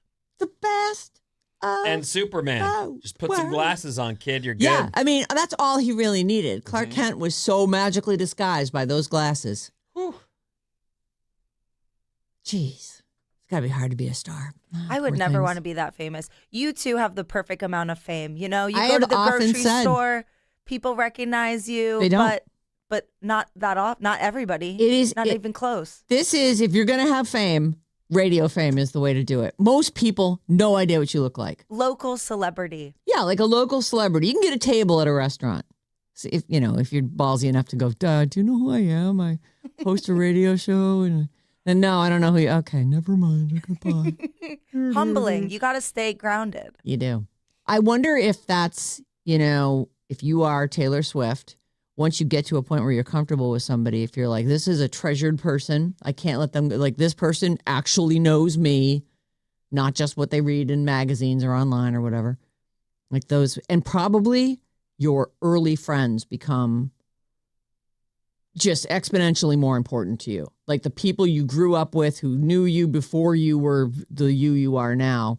Like who They can should keep anyway. it, who Like- can keep it real, keep it Yeah. grounded. The people you grew up with are the people who know you Yeah. like the most and best. And sometimes that's a bummer. Oh man, they saw me at that one time. Yeah. But if they're still with you, then they do really know you. And that's a person who they've kept your secret and you can trust them. Like it's hard to trust. Everybody wants something. Everybody's got their hand out for a celebrity. What can this person do for me? If they're in a position where they're working with them and I mean, that's why all these yes men are around. That's no good for somebody. How about a story? Should we do one of those? Let's start with this new power quad. Kylie and Kendall Jenner are now double dating with Timothée Chalamet and Jacob Elordi. God, what a good looking group. That is a hot group. I wonder if it's hard for Timothée because he's so tiny. Everyone in that group is bigger than him. He's the Not tiniest. Justin Bieber. Bieber's not in this No, group. he is. He is. He's just not in the picture. Are you talking about the four of them in the car? Justin Bieber's in the car with No, them? he's not in the car. Yesterday I said he was in the car. He wasn't, but I think they went and they met up with the Biebers too. Oh, this is just a double date that the four of these guys went on. I don't know if they went to some party. I heard I'm the sure Biebers they were there too. Oh, I'm sure they were. My sources I are mean, saying. listen, all the cool kids were at the cool club kid party. But so Jacob Elordi now is hooking up with Kendall Jenner, and that's great he's only like probably 5 inches taller than her. She's very tall. She's a model. Models are tall. So these two are together, Jacob Elordi and Kendall Jenner, and then you've got Timothée and Kylie have been very quietly together for like a couple years. He's calling her his partner when he's doing his thank you speeches. So they went on a double date. Kendall and Kylie and Timothée and Jacob Elordi. And I guess Timothée Chalamet and Jacob Elordi already knew each other. In fact, wasn't that kind of one of the stories that we heard that Kylie and Timothée Chalamet were hanging out with Jacob Elordi? He's the really tall guy who just played Frankenstein, and he's on Euphoria, in case you don't know who this guy is. And they were like, he'd be great with Kendall. We should set him up with Kenny. So they're apparently all very cool. They have a lot of fun together, similar personalities and lifestyles. They all really got along. Oh, look at them all laughing in the car. We're so famous and rich. Yay! Oh, so ha ha ha ha. What fun. Good for them. They are a good-looking foursome. You can't see them. They're all hiding their faces. Because everyone's taking their picture because they're so famous. Anyway, congrats to all the beautiful people. The beautiful people. The beautiful people. Okay. One of the new Harry Potter kids has already quit the show. At least it's not one of the main ones. It's a lame one. Are you saying quit or fired? Quit. Quit. They're saying that this little girl quit. Little girl. Yeah. The kid. Yes. I quit. I quit. Her name is Gracie Cochran. Gracie's like what? 7 or 8. She's very young. She's 8. What was the problem? Craft Services didn't have her hot fudge sundaes? That's possible. You know, kids, spoiled brats. Ah, the entitlement. Gracie Cochran played Ron Weasley's little sister Ginny, and she's in this first season. Yeah. So you will see her. I think it starts around Christmas time. And they are calling it the Philosopher's Stone, Harry Potter and the Philosopher's Stone, which is the original name of the book. I don't know why they changed it to the Sorcerer's Stone for Americans, but apparently we can't handle the philosophy. So it's been renamed, and each season is supposed to take on a whole book. So I don't know if that means there'll just be a lot more detail or they'll flush it out with other things. But Gracie Cochran was playing Ginny, who, as you know, in the biggest travesty of all time, Harry winds up with Ginny. Spoiler alert. Many years later, it's truly, if she was going to not put him with Hermione, they needed to make that kid spunkier, cooler, and more interesting. There was I just recently reread all those books, knowing as I did, how it all ends and how he ends up with Ginny. And I still wasn't like she was nothing. I agree. And it could have been they could have made her like a kick-ass little kid, but no, she was like a. I think they're a wonderful couple. I like them together. Oh, stop it! I do. Oh, stop I'm telling you, I never Ron thought Ron and Hermione. Yeah. Come on. I do like the idea of all of everyone's kids being Weasleys. That's great. To me is, I think, what she must have been going for, because Harry needed a good family, and now he's one of the Weasleys. And Hermione, disappeared her family or abandoned them, so she needed a new family. Boy, the spoilers on this is just this book's been out for 20 years. All right, but I mean, Anyway, Gracie Cochran, a statement from Gracie's family. She played Ginny on the show, that you will see her in this first season. Gracie's family says her time on the show was truly wonderful, and it was a challenging decision to step away. And Gracie remains very excited about the opportunities her future holds. They don't seem to really give a reason why. Maybe because she turned into a little diva and they were like, is it responsible parenting to let this behavior continue? Or maybe it's in her contract that she's supposed to get a fresh brownie every hour. Where's my brownie? I don't know.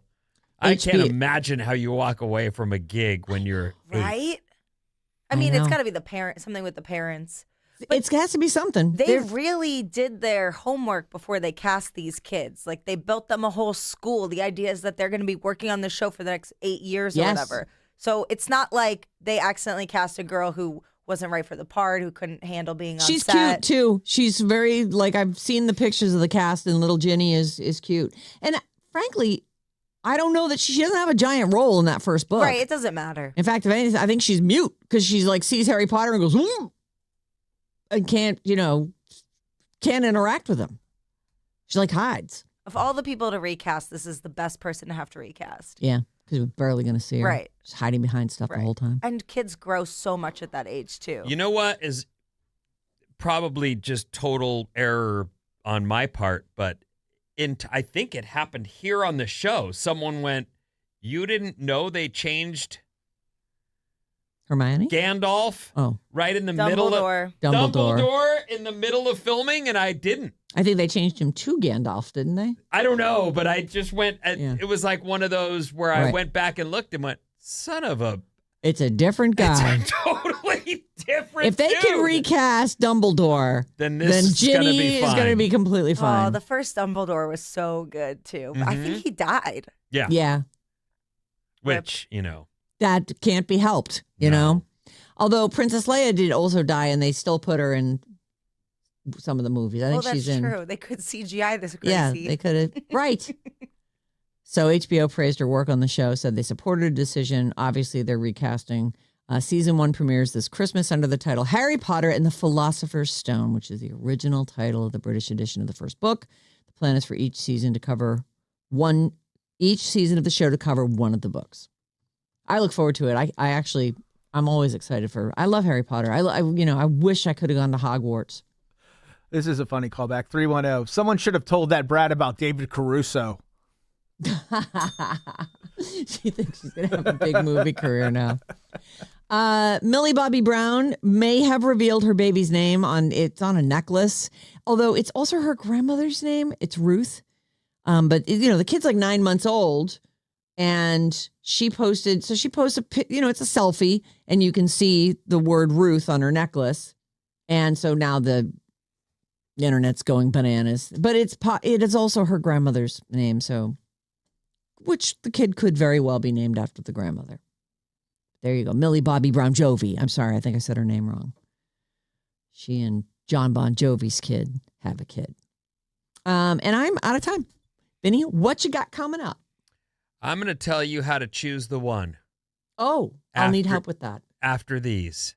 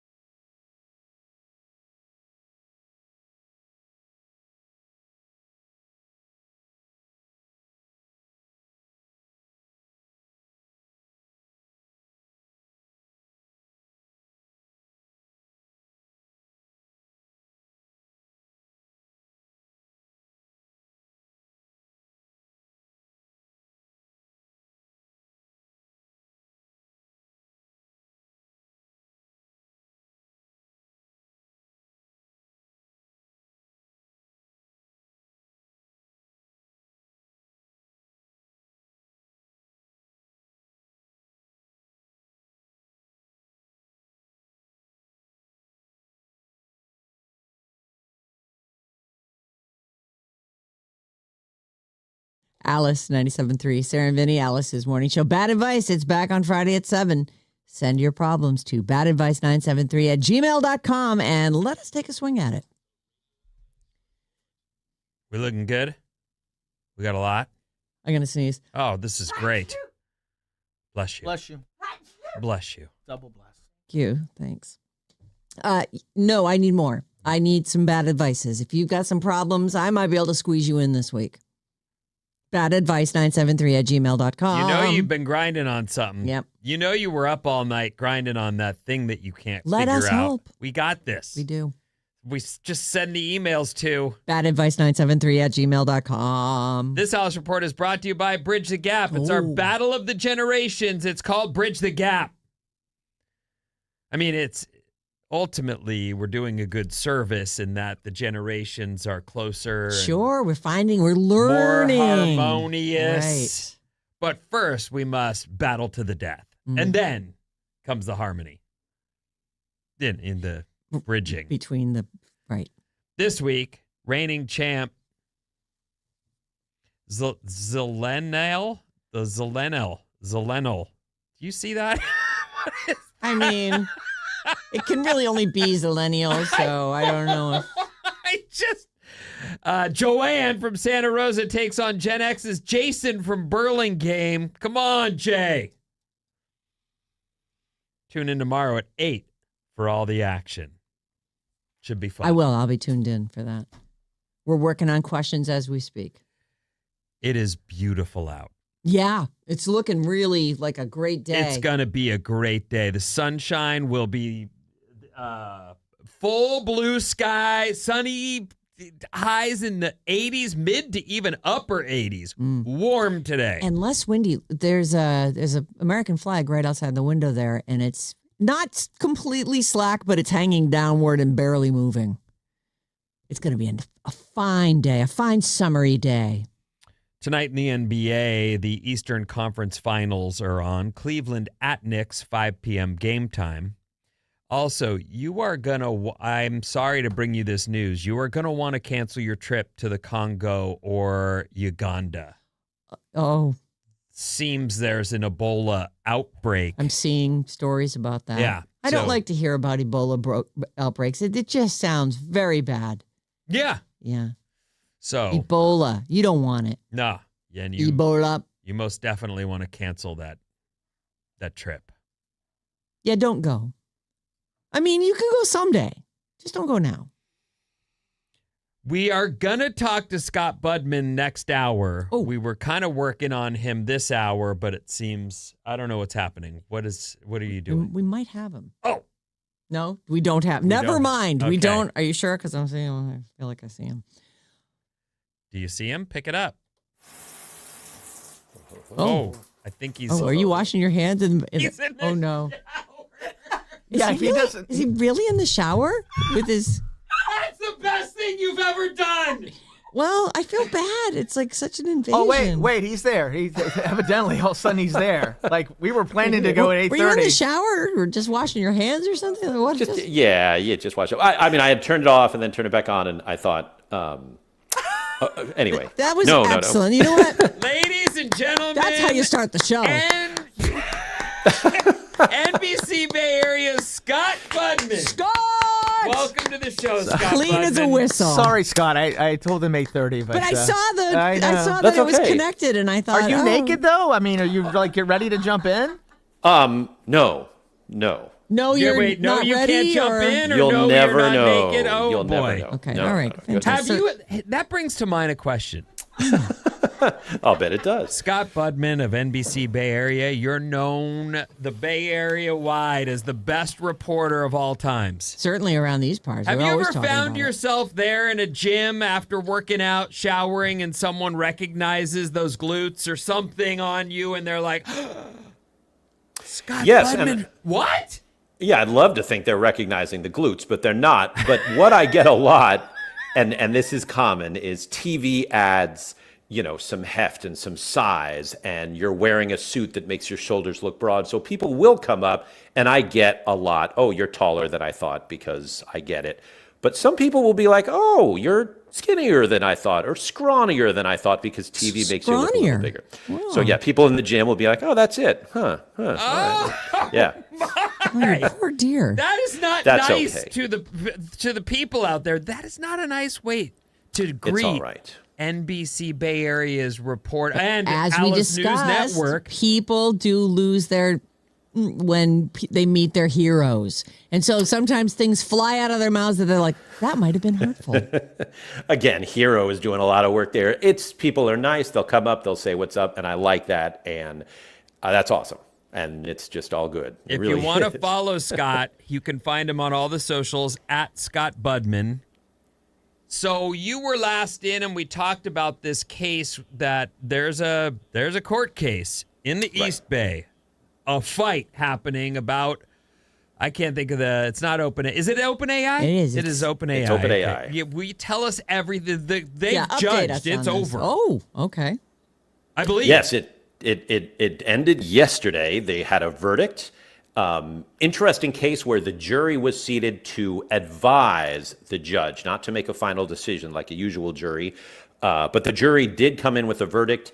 It went against Elon Musk and for OpenAI. And the judge, who had time to decide, she could have taken her time, instead said, no, I agree with the jury. So Elon Musk loses the case. And it was a surprise, not only because the jury, and this is after a 3-week case, took 2 hours to decide. They only deliberated for less than 2 hours after the 3-week trial, decided that Musk was wrong because he actually filed the case too late. So everyone's just sort of shrugging their shoulders like, that's what it is? He missed the deadline to file the case, and that's why they said he lost. So we don't really know how they think about everything that was presented in the 3 weeks. Ultimately, at the very end, they said, oh, he filed it too late. And so Musk says he's going to appeal, and it was a big sort of like the air let out of the balloon when this ultimately happened. Because no real decision was made about it. Right. It was just sort of tossed out on a technicality. Ultimately, yes. And the surprise and, all this stuff with the lawyers, and this is what I'm going to try to find out today, because yesterday everything was just, commenting on the case and they're going to appeal and this, that, and the other. But I'm curious how, if indeed something has been filed too late, why the court case would even happen. Right. Why did they even go forward with it? Exactly. And Seems like a big waste of time. Yeah, and it kind of was. If indeed if Musk was right, then yes, this was a big waste of time because we didn't find that out. He's going to have to appeal. If he was wrong, then this is what would have been decided anyway. But right, ultimately the jury said, and the judge agreed, hey, he filed it too late. And so OpenAI gets to continue being both a for-profit that's wildly, rich, and have a nonprofit, the charity side.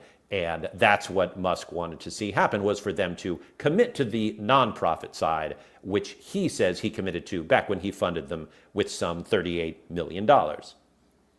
So just bust. Just bust. Yeah, Musk goes bust. The only people who made money in this, once again, are the lawyers. And I'm sure they were very well paid. Yeah, as usual. Boy, that is the way, isn't it? They say something like $60 million went from Blake Lively and that Justin Baldwin. I don't know if you followed that at all. Oh, right. But they say that they didn't make a settlement, but $60 million went to the lawyers. Like that's, why didn't we become lawyers, Scott? It's funny. I ask myself that a lot, but a lot of this stuff was really technical, and hearing the testimony on the stand and then the lawyers talking afterwards. And it was hard to get a feeling that this was one of those, hey, you did this, or, that person stole money or killed somebody, the kind of thing that you usually see in a court case. This was more trying to sort of thread the needle of, should OpenAI have focused more on being a nonprofit, even while getting giant investment, not only from Elon Musk, but from the likes of Microsoft and all the venture capitalists that are jumping into AI. And it just felt like ultimately this was going to come down to, one, the profit thing worked really well so far for OpenAI. They've gotten a lot of funding. They're worth a ton of money. They are likely to go public sometime later this year and enrich those investors. And that's what tech companies do. They make a lot of money for investors. What they don't often do is focus 100% on being a nonprofit. Some of them set stock aside, or they set money aside and they decide we're going to also do some good things. And that's great. But they rarely focus on that when they are ultimately a for-profit company. And so this felt like we were sort of going back in time to when the company said, aha, this AI thing is actually going to be worth a whole lot of money and create a lot of jobs that we can hire and grow. And now OpenAI is a very big company worth a very, very large amount of money. And that just seems to be what tech companies do well. So when we talk about $38 million that Elon invested, he's not just saying, give me back my money. He's saying, you can't do this. Because and isn't part of the whole thing that he's got his own AI thing that's also for profit and yes. I got a ding on that. So is this just him trying to squash this thing that really $38 million is zero to him? Right, and it is. It's a lot of the questioning from the OpenAI lawyers were like, hey, if you care so much about an AI company being a nonprofit, why did you, after breaking up with OpenAI and CEO Sam Altman, they're famously feuding, why did you then start your own AI company and make it a for-profit company? If your testimony is all about how we need nonprofits. Seems like you just want to eliminate the competition. That's kind of what it came down to in the testimony, in the questioning from OpenAI was, look, this looks bad. You have a literal competing company that you started after all of this, and now you're saying that the company you're competing with, which has gotten really big and successful in its own right, should go away, which would, by the way, grease the skids for your company. And, you know, XAI, which is Musk's company, has been sort of, it's now merged with Twitter and it's merged with SpaceX. SpaceX is planning to go public. So these two companies are feuding not only on the AI level, but on the Wall Street, let's try to get investors to buy our stock eventually level. And I think this battle continues, whether or not in the court, at least in the, you know, it's going to be on social media. These guys don't like each other. They're also competing in a way that, I mean, trillions of dollars are at risk here. But ultimately now what this decision means is that both companies can go forward in the capitalist world and they don't have to worry about the nonprofit status. They can just go ahead and make all their money and go public and be there for investors. And in OpenAI's case, spend a whole lot more money on the AI technology, you know, ChatGPT and things like that. Scott Budman, NBC Bay Area. I know we caught you in the shower and you're standing there dripping and naked, but and so I didn't have a chance to run this by you. But anything for you guys. While we're on a little bit of an AI run here, did you see what the Microsoft AI chief had said? You guys were talking about lawyering, and this guy saying basically a lot of white-collar jobs that are training programs, like let's say you're a lawyer and you're doing all this work early on at your desk. Yeah. That work's going to be taken up by AI. Oh. Like AI is going to, he says in 18 months, you're going to see a complete change in white-collar work that will go from training ground for young employees to fully automated by AI. Have you heard that? Yes, and I'm glad you brought this up because in the offices right now and on college campuses, we are seeing a huge backlash against AI. Meta did this. This is the company that owns Facebook and Instagram, saying they're going to track the keystrokes and the eye movements of their workers to train AI. And so you have young people working at tech companies thinking, wait a minute, am I just literally training my replacement? Yes. You have people like what you just mentioned talking about how ultimately this could cost a job. This is amazing because I just over the weekend came from a college graduation. And congratulations, Anna. Thank you. And one of the things we noticed, and I, you know, after the graduation, hop on a plane back here, but the AI that was used during these graduations to say people's names. And so at campuses, I didn't even realize this until I saw it literally live in the auditorium. and people had QR codes. They'd give it to the AI. The AI would say the name. So all day long, AI over the weekend was butchering names because it's AI. It's not, like how to say your name or your kid's name or whatever. And all these names were getting wrong. At one point, not in our graduation, but I was just curious if this was happening elsewhere, hopped on Twitter. People are posting about it all day long. Someone takes up one of the genes or whatever, and she's saying, sorry, we have this AI program. Everybody boos. Everybody in a commencement speech who so much as mentioned AI got booed. This is something these companies really need to think about, because the future of our workforce here in America is booing. I mean, actively booing the hottest technology in the world. So they're not tossing up their caps saying, hey, I hope these AI companies hire me because they pay a lot of money and blah, blah, blah. They are actively booing the hottest technology right now. And that's kind of an amazing, awesome thing to see. Like, oh my gosh, these young people are hip to this. They're worried about the future jobs, not to mention the ones that are getting...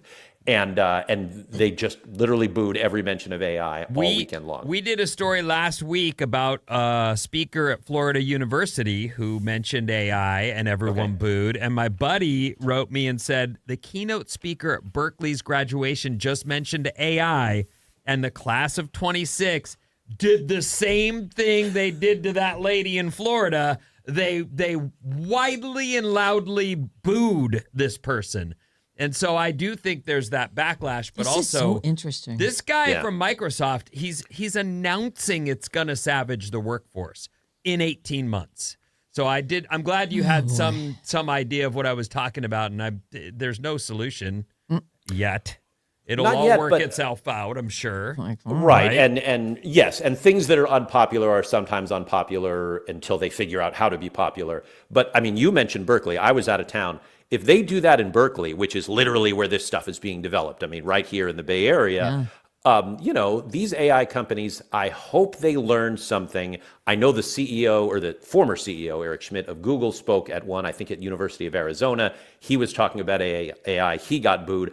I hope those workers at Google and these other companies are taking note, because this is the class that they need to attract. If they convince the young, smart people right now that what they're doing is literally bad, that is, AI will do fine in the short-term future. People are still investing. They're buying these chips, whatever.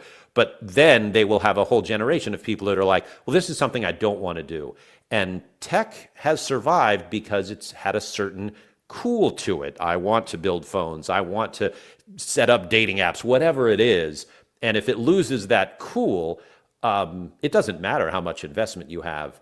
You're not going to have customers, and you're going to have people look down on you. I mean, it happened to cigarettes, right? It took a little while, but ultimately people were like, aha, this is bad. I don't want to work for these companies. Smoking isn't cool. And, one generation later, you just have these massive lawsuits. So it was really interesting to hear the boos and to find out it was because either they mentioned AI or they had AI getting their friends' names wrong. But this was a really interesting weekend for this technology. Ladies and gentlemen, Naked Scott Budman. Naked Scott Budman. Scott, this was one of your best appearances. Oh, thank you. That's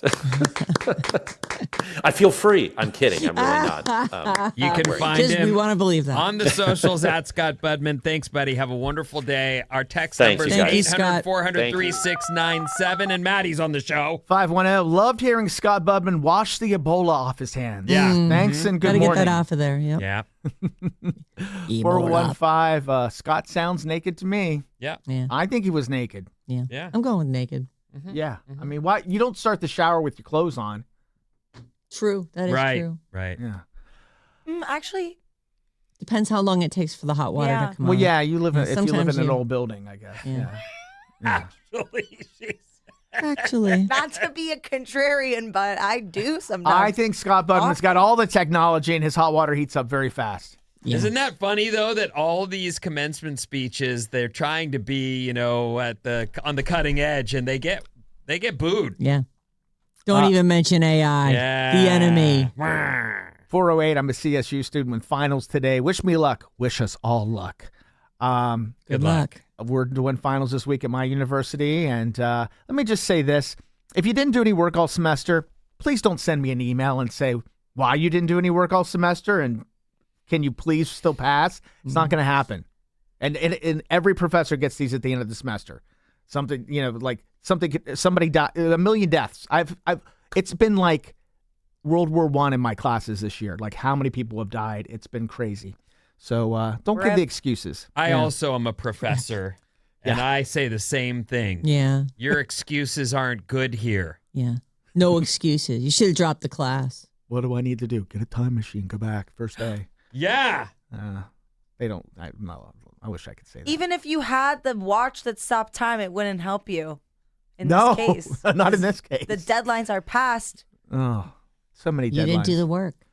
510, Happy National Public Works Week. Thank you to those who make sure we have fresh water, safe roadways, take sewage away, You bet. trim trees, maintain traffic lights, signs, and so much more. There's no infrastructure without public works. Public Agreed. works. Public works. Thank you. The unsung heroes of everyday life. And professors. Yes, And thank professors. you. Thank you. Thank you. And AI. Oh, geez, I guess I shouldn't have gone there. Huh? Yeah. We're going to take a quick break, and when we come back, should your kids get jobs in showbiz? Plus, it's graduation season. It continues.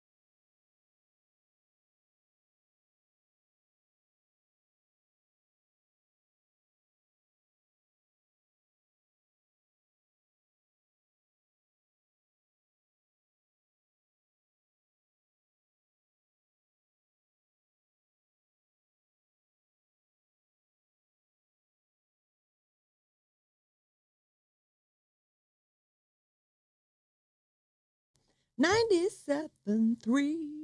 Alice, 97.3. Sarah Vinnie, Alice Morning Show. Our summer concert pack, 1 hour from now. You get your first chance today to win tickets for all 4 of these shows. Where am I going? Sold Out Pitbull on June 7th at Shoreline. Hillary Duff on July 11th at Shoreline. The Fray with Dashboard Confessional, July 23rd at the Greek. And Santana on August 9th at Shoreline. That is your whole summer taken care of. Courtesy of Another Planet Entertainment and Live Nation. We'll give you a code word at 9:05. We're doing them at 9, noon, and 5. Be listening. You want to win these tickets. Summer solved. Call or text us 800-400-3697. Email us anytime, Sarah and Vinnie at odyssey.com. Right around this time tomorrow, we'll be playing Bridge the Gap. Very exciting. Joanne's back for her second round as a Zillennial, and Jason from Burlingame is playing for Gen X. Can't wait to meet him. Find out all about him. I'm reading Joanne's book right now. I'm like halfway through it. It's called Sleeping in the Sun. Brought it with me because I got something to do after the show today, and I'm like, I'm going to take my book with me. I thought that was really surprising when I asked her if she was going to write another book, and she just absolutely not. Yeah. And I thought, wow. But you did it. And So, I think she's Was like, she a yeah, I did it. creative writing, or did she say she switched to journalism, though? No, that was me. I switched from journalism to Oh. creative writing because I couldn't pass statistics. Oh, right. Yeah. Statistics. I remember that conversation. Anyway, we'll learn more about her tomorrow, and she'll get another shot. Maybe she'll go 3 in a row. We don't know. It's good, though. It's fun. It's a fun game. It's been fun working on the questions this week, too. She loves it. I do. Oh, my God. Just hours of research, finding good questions that will stump the Zillennials, but every Gen Xer will know. So let's start with Eddie Murphy. Eddie Murphy. I'm a fan. Eddie Murphy won't let his kids work in showbiz until they're 18. Good. And I went, does he have kids over 18? He does. And so it's time to play a mini game. Okay. Everybody ready? I am. How many kids does Eddie Murphy have? 8. I was going to say 8. Well, what are you going to say instead? 7. Maddie? Oh, you guys. I guess I'll go 6. He has 10. That's a point for Vinny. Dang it. 10 children. How old is Eddie Murphy's oldest kid? 40. 40, says Bob. 43. 43, says Vinny. 39. 39. You get the point on that one, Maddie. His oldest is 36 years old. How old is his youngest kid? 6. 12. 5. His oldest kid is 7. That's a point. His youngest kid is 7. And that is a point for Vinny. How many women? 7 is a good age, by the way. It's a great age. It's a fun age, yeah. How many women does Eddie Murphy have kids with? 3. 2. 4. He has kids with 5 women. Oh! And that's a point for Maddie. Whoa. How many grandchildren does he have? Does he have any of those? Do you have any grandchildren? How many has he got? 2. 6. 3.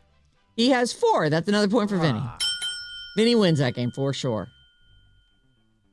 Eddie's 24-year-old daughter, Bella, finally got her break in the 2021 sequel Coming to America. But before that, she says, I would always ask my dad, can I please be an extra in this movie, please? And he'd always say, no. She says, he really wanted me to have a normal childhood, which I'm very appreciative of. She didn't have anything that resembles a normal childhood. No. But, She thinks she did, though. Right. Right. But okay. I applaud him for doing it that way, but still not normal. But made them go fairly anonymously through school. They, didn't have an agent. They weren't going on audition. At least he saved them from that. Yeah. None of them will ever starve, I would think. She adds that waiting made her even more obsessed with the role in the entertainment industry, however. She now has a small role in a Netflix film called Roommates, which stars Adam Sandler's kid, Sadie. Adam Sandler, I can't remember the name of the movie, but I think at least one of his daughters and possibly both his daughters starred in some like my big fat bat mitzvah. Yeah, you're so not invited to my bat mitzvah. Yeah. It was very cute. Actually, it was really cute. And his daughters, I love them. I don't know if it was one or both of them. Both. They were actually very funny and very cute. The greatest gift you could give your kids, and that's why I'm against this like Nepo baby thing, is that if you are lucky enough to somehow navigate your way through the gnarliest industry on earth, which is entertainment, the one where you could be hot 1 second and completely gone the next. If you're able to navigate that and you can bring your kids into the business when they're of age, that's a freaking miracle and a huge gift. And who wouldn't do that?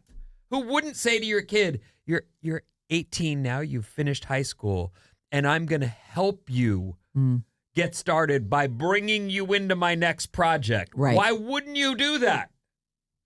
Well, maybe the kid reason. is a terrible actor. Maybe they are. Yeah. So you train them up. Yeah. In front of everyone. Right. Live on the set. And no one ever calls them an Nepo baby to their face. Right. Right. No, I think that's a huge gift, and I would love yeah. I mean, here, I'm going to gift you a career. Mm-hmm. You know, it's funny because, like, do your kids, I mean, I know your kids talked about doing a podcast and stuff, and radio is a weird business to be getting into these days. But my kids, neither one of them had wanted anything to do with radio. My kids love it. Yeah.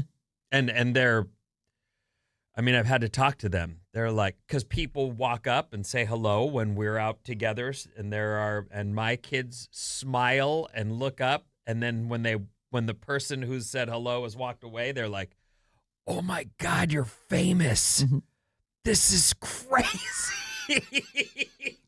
My kids liked that until a certain age, and then they were just not into it anymore. And I've talked to them, and I explained that this is not fame. Mildly popular, locally known, something like that, but not real fame. But either way, doesn't mean we're going to the Oscars, kid. Right? No, and I would love for them to take you guys. Let me just let you in on something. I love doing radio. I've had I don't mean to say that there aren't better jobs, but for me, I've loved every minute of my broadcast life. I'll continue to for as long as I can. And if my kids want to do it, I would want them to have the chance. I'd love to see radio continue for 100 more years. Radio is rad, incredibly cool. Mm-hmm. It really is. I'm with you. And it's not just us; it's that whole community that gets built around a station or a show. Oh my God, God, that's the whole thing. It's like every time you go to an Alice event, and we know a lot of people who are examples of this.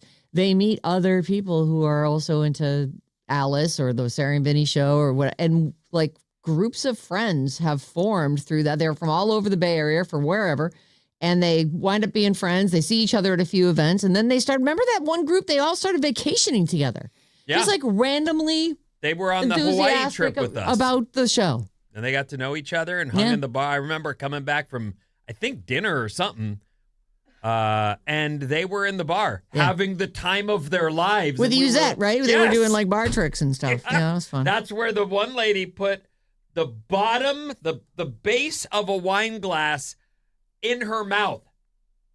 That just seems so likely to go wrong. Part, you know, the flat. She got the whole thing. The base. Oof. Yeah. What? But that was a cool bar trick.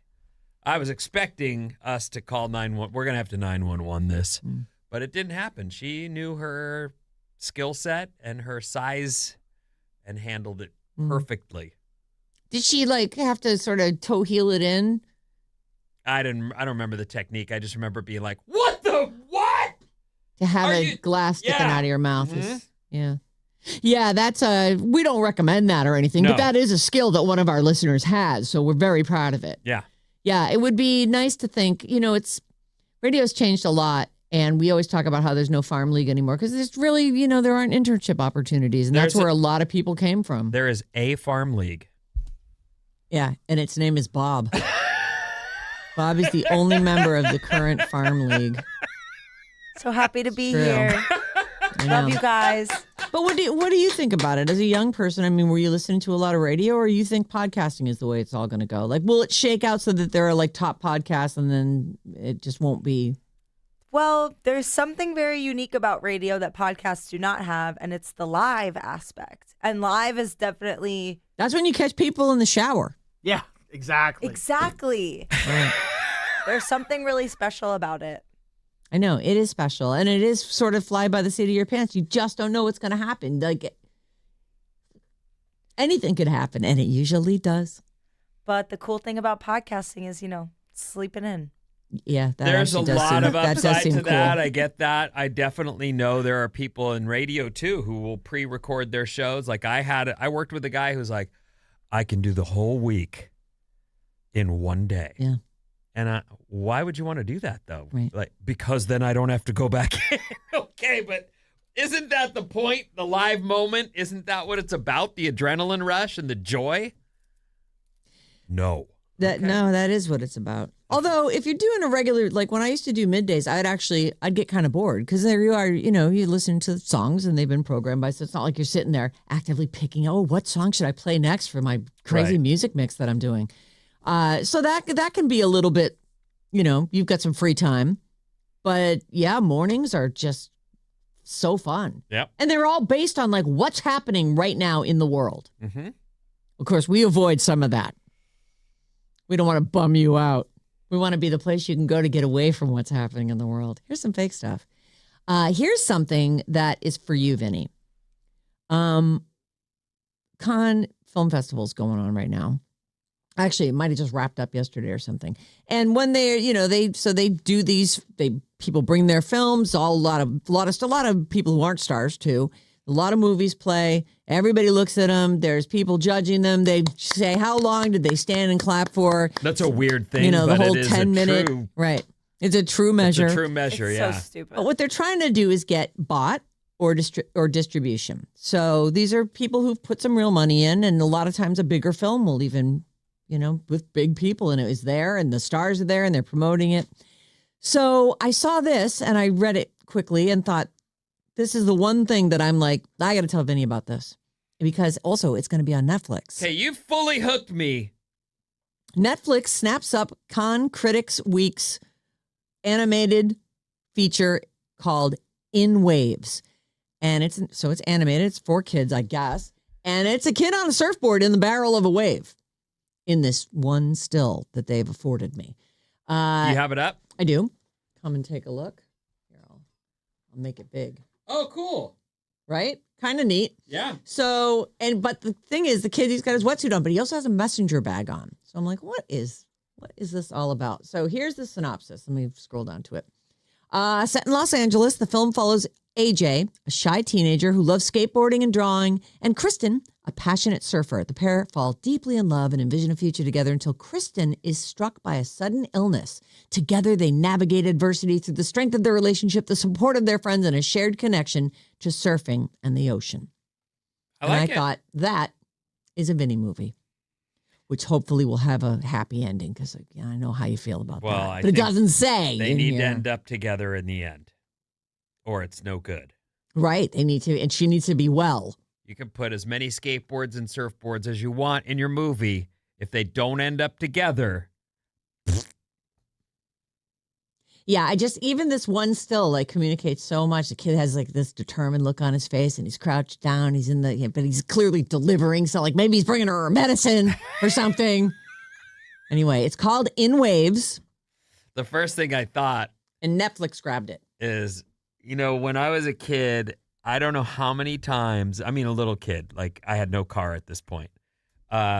We would bury our stuff in the sand. I remember one time in Huntington Beach, there's this guy sitting on the beach next to us we should have known. It's like 7 a.m. and there's a guy sitting next to us.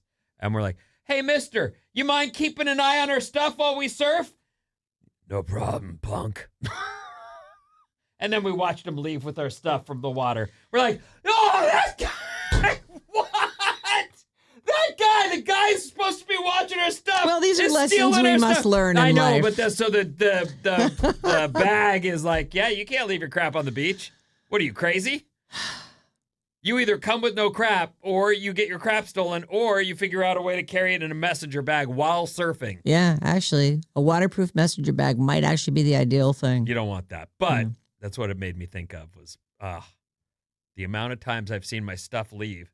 And I'm thinking, like, I think I can catch him if I can get out of here within 10 minutes. He is ambling fairly slowly as he's going through and just throwing the stuff he doesn't want behind him. Okay, so that is, it's called In Waves, and Netflix bought it. So I assume at some point here in the fairly close future, we'll get to see that. Zahara Jolie, not Zahara Jolie Pitt, graduated over the weekend. She graduated from Spelman College. Oh, wait a minute. I think she's the second oldest of the... She erased his name was your point. Yes. Oh, well, you know what? He's an alcoholic. Well, then clearly they sit around the table talking smack about him, and they all decided to drop his name. Well, she's not the first. I don't know what his behavior was because they live in their little, celebrity world, but I'm sure they all dealt with his drunk ass, and they all are over him. Yeah. She graduated from Spelman College in Atlanta over the weekend. She dropped the pit, goes by Zahara Marley Jolie. Not surprisingly, Angelina Jolie was at the ceremony. Brad Pitt was not. TMZ said he didn't even reach out to her because he's become so estranged from the kids over the years since his split with their mom. Angelina adopted Zahara in 2005. Brad legally adopted her and her brother Maddox in 2006. Maddox has also dropped the pit. And so have two of his biological kids, Shiloh and Vivian. I don't have any word on Knox and Pax are the only ones who are left. But we don't know if they are still using Pitt in their name or if they're just Jolie now. I'm sure it's incredibly painful for him. I'm sure probably for all of them. I mean, that's rough. That guy was their father figure for many years, and who knows what happy times, what hell, who knows? We don't. Well, we know about the blow up that ended it all, and he was drunk on that airplane, right? That's what they say.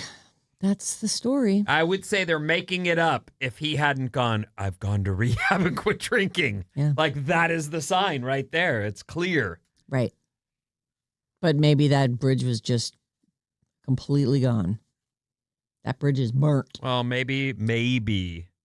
I don't know. Some of the angriest people I've ever met are the children of alcoholics because they had their childhood stolen. Well, and how many disappointments can you take before the bitterness just, don't even promise me that. Right.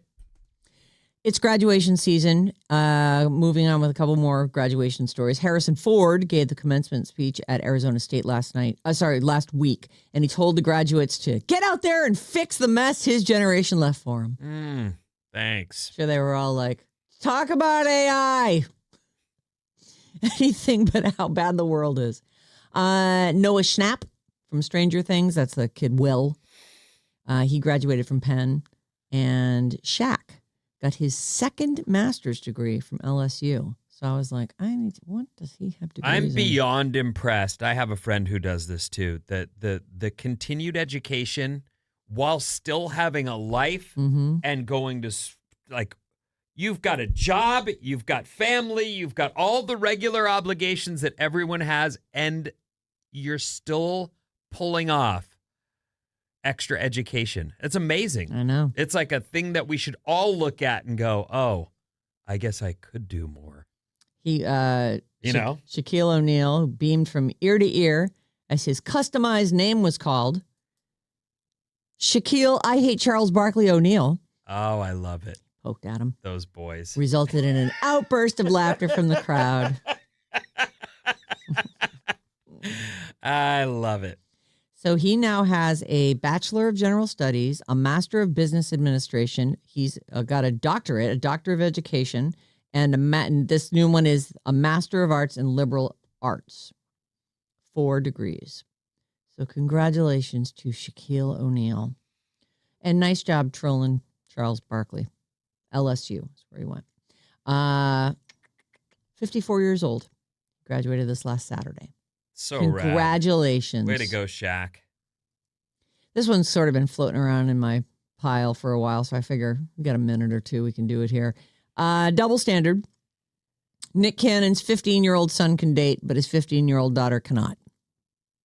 How do you feel about that? Bad. I feel like he has too many kids. Mm. I don't even know if he, shouldn't he say their names in this? He calls them only my son and my daughter. Actually, that's not true. It's Mariah Carey's kids.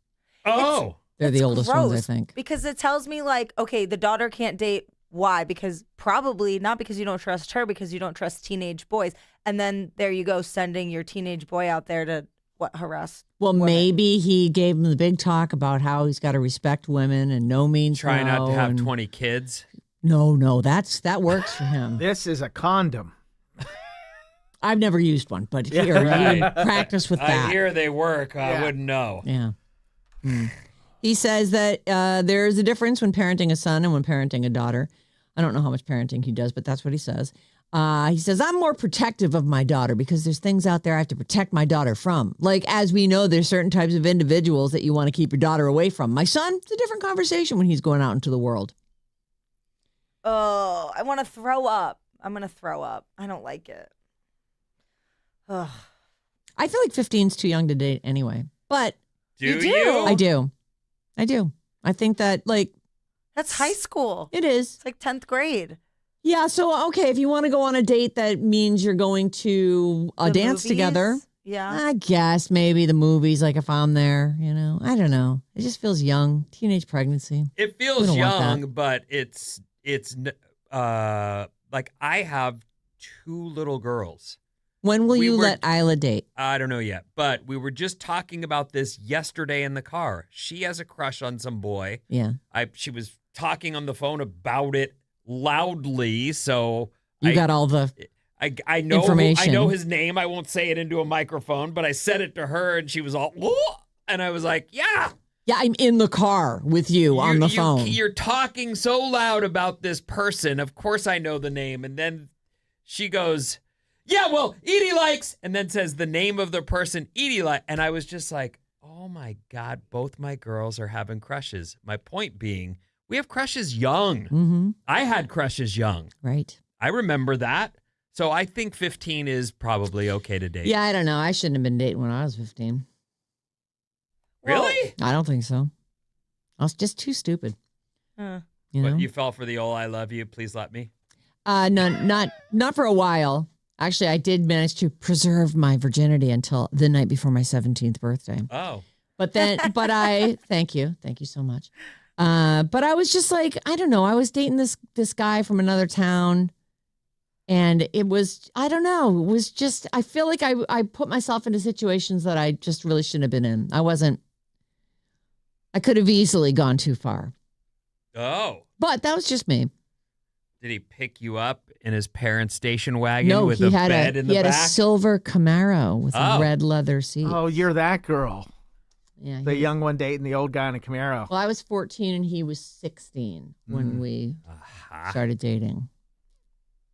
I don't know. It just felt I look back on it now and think, Jesus, When you you really asked thought your- you knew what you were doing. But When you didn't. asked your mom if you could go out with Billy Rydell or Mike, whatever, Mike Riddell, Mike Riddell, but you knew his last name. something. If you asked him and she had said, "No, you can't go out with him," wouldn't you have lost your you-know-what? Yeah, me and my mom were not on great terms at that point in my life anyway. So, but that's another part of why I was like an irrational, crazy teenager who just wanted to. Wanted what you want. Yeah. I guess there's a fine line between letting someone have experiences and learn from them and protecting them. and if you don't let your 15-year-old kid date, that's not stopping them from dating. That's making it so that you're completely in the dark about what they're doing. And I Right. think that's way worse. Well, not if they're chained in their bedroom. I know what they're doing now. Not now. No, I've released them from their chains. Don't worry. I was watching. What is They're the older movie? now. I'm watching some series. Widow's Bay. Oh yeah. Oh, I started it yesterday. I finished the party one. So scary, Oh, right? my God. Were you scared? Yes, in the mirror. Did you see it in Yeah, the mirror? yeah. Though? don't Oh, spoil, my God. don't Don't spoil it. I'm not Spoil spoiling it. anything. Anyway, there's a point where he's talking to his son, and he goes, "Listen, I don't want any of this. You're spending the night at this house, and he's spending the night at your house, and then you two go do whatever you want." And that's the concern, Mm. is the old, we're out for the night. And no one knows where we are. Both our parents are stupid. Yeah. And parents really just are. You've already exhausted them. You've used them up. So toss them aside and do what you want. All right, what's coming up in the news, Vin? I'll get to that story about how to choose the one and more after these.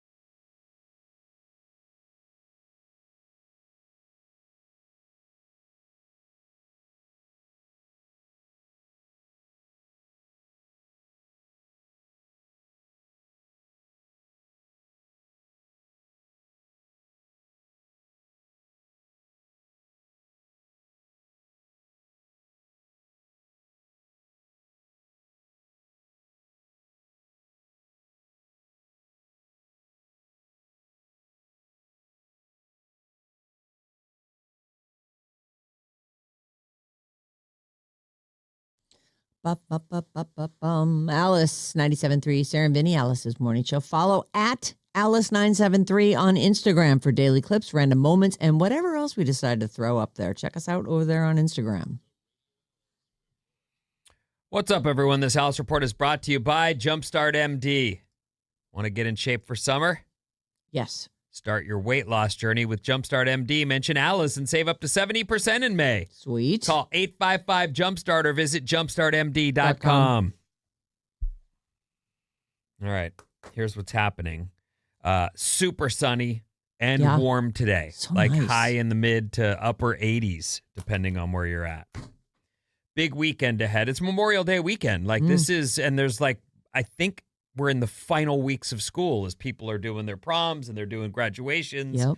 And for the younger kids, they're just counting the minutes. Till summertime starts. Till the beginning. Summertime. Summer. And then Bottle Rock is this weekend as well. So don't forget about that.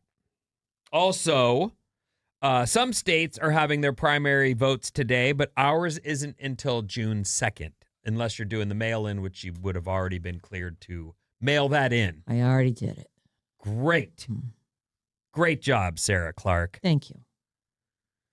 Okay, so I had this story for you guys, and it's a little silly, but I also think that it makes a great point. Okay.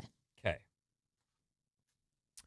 They call this the 37% rule for our purposes because, you know, we got a 50%er over here. Oh, we do. We do have a 50%er. That's right. Maddie. Yeah, 50% of all women find him attractive. Are in. Mm-hmm. They're in for it. They would love to. Yes. The 37. Maddie wins. Maddie wins. That's right. Maddie wins with the ladies half the time. Half isn't every time, but half isn't bad. Half is not bad. Yeah. Maddie wins. Maddie wins. Half the time. You have no idea how many athletes I hear talk about the fact that most of this job is about losing. Like you're trying to win, but more importantly, you have to accept losses, which is really hard when you've put everything you have into trying to win. It's one or the other. And Maddie just shows up and walks off with half the room. It's like, half of you guys come with me. Come on. And then half of them do. It must be great.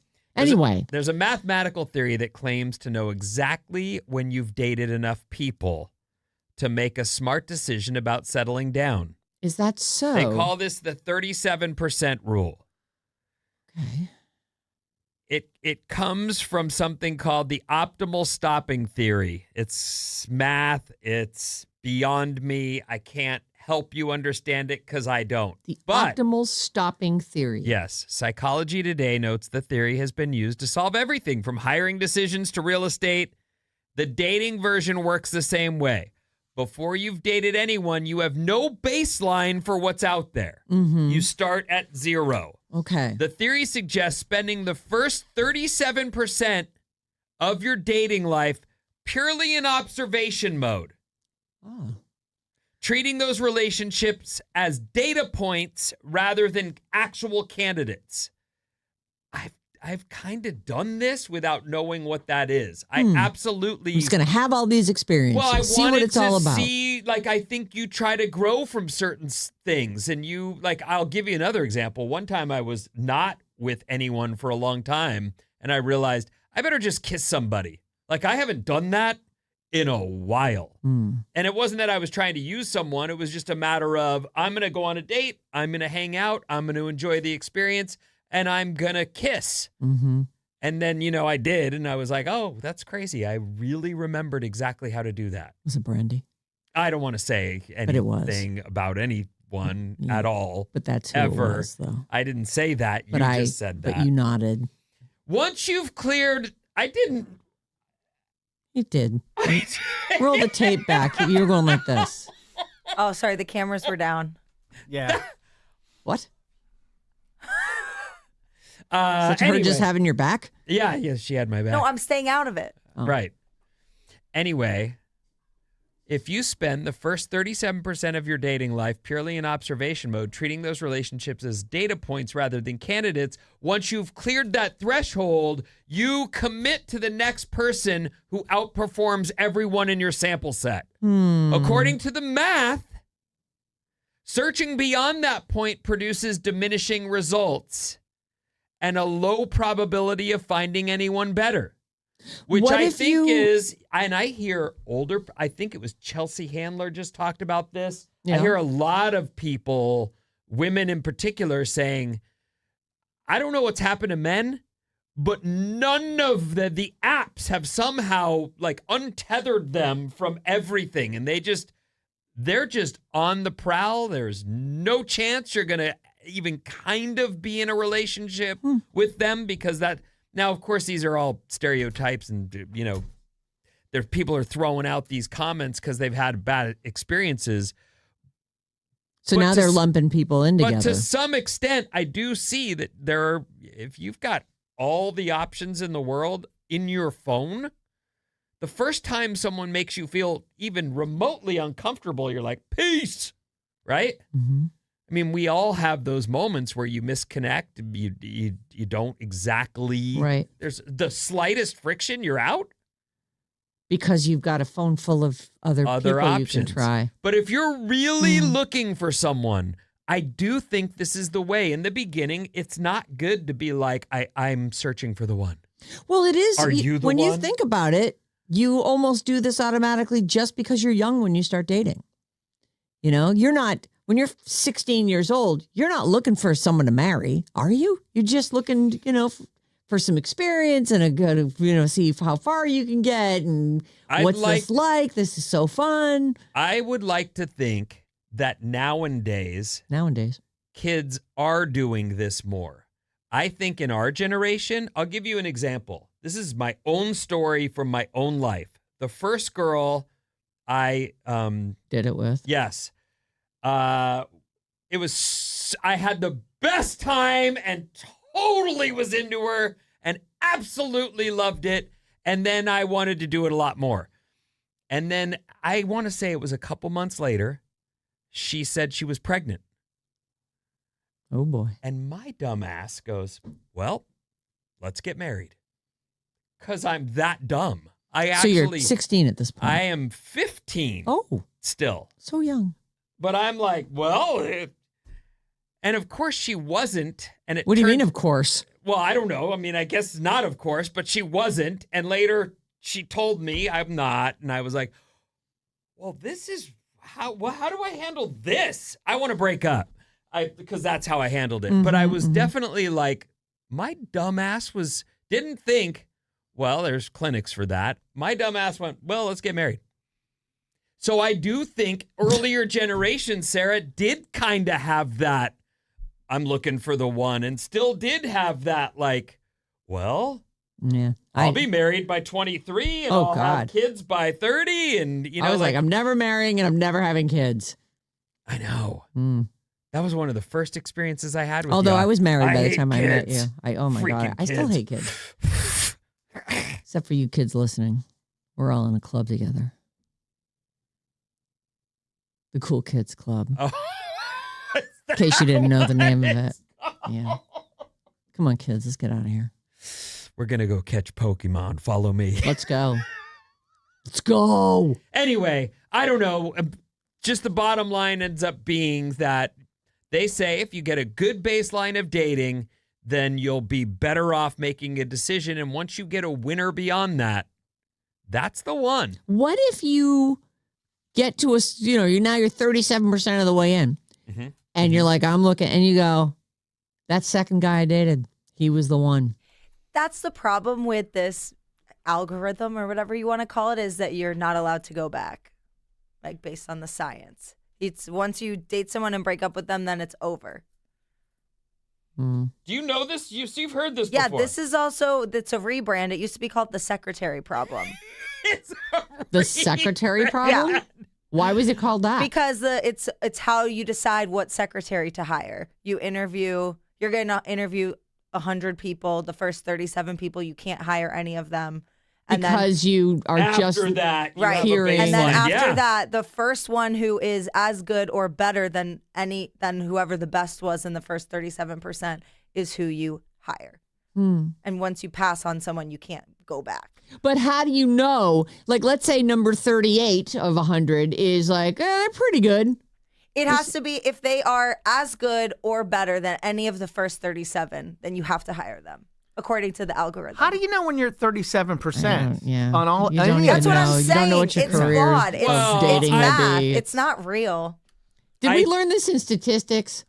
I think It that sounds like you it, don't. You're right. You can't know exactly how many people, but the idea that you give yourself some experiences to base future decisions on is the point. Sure. And that is actually solid intel. Like you are, that is solid advice. Have some experiences before you go making a lifelong decision. Right.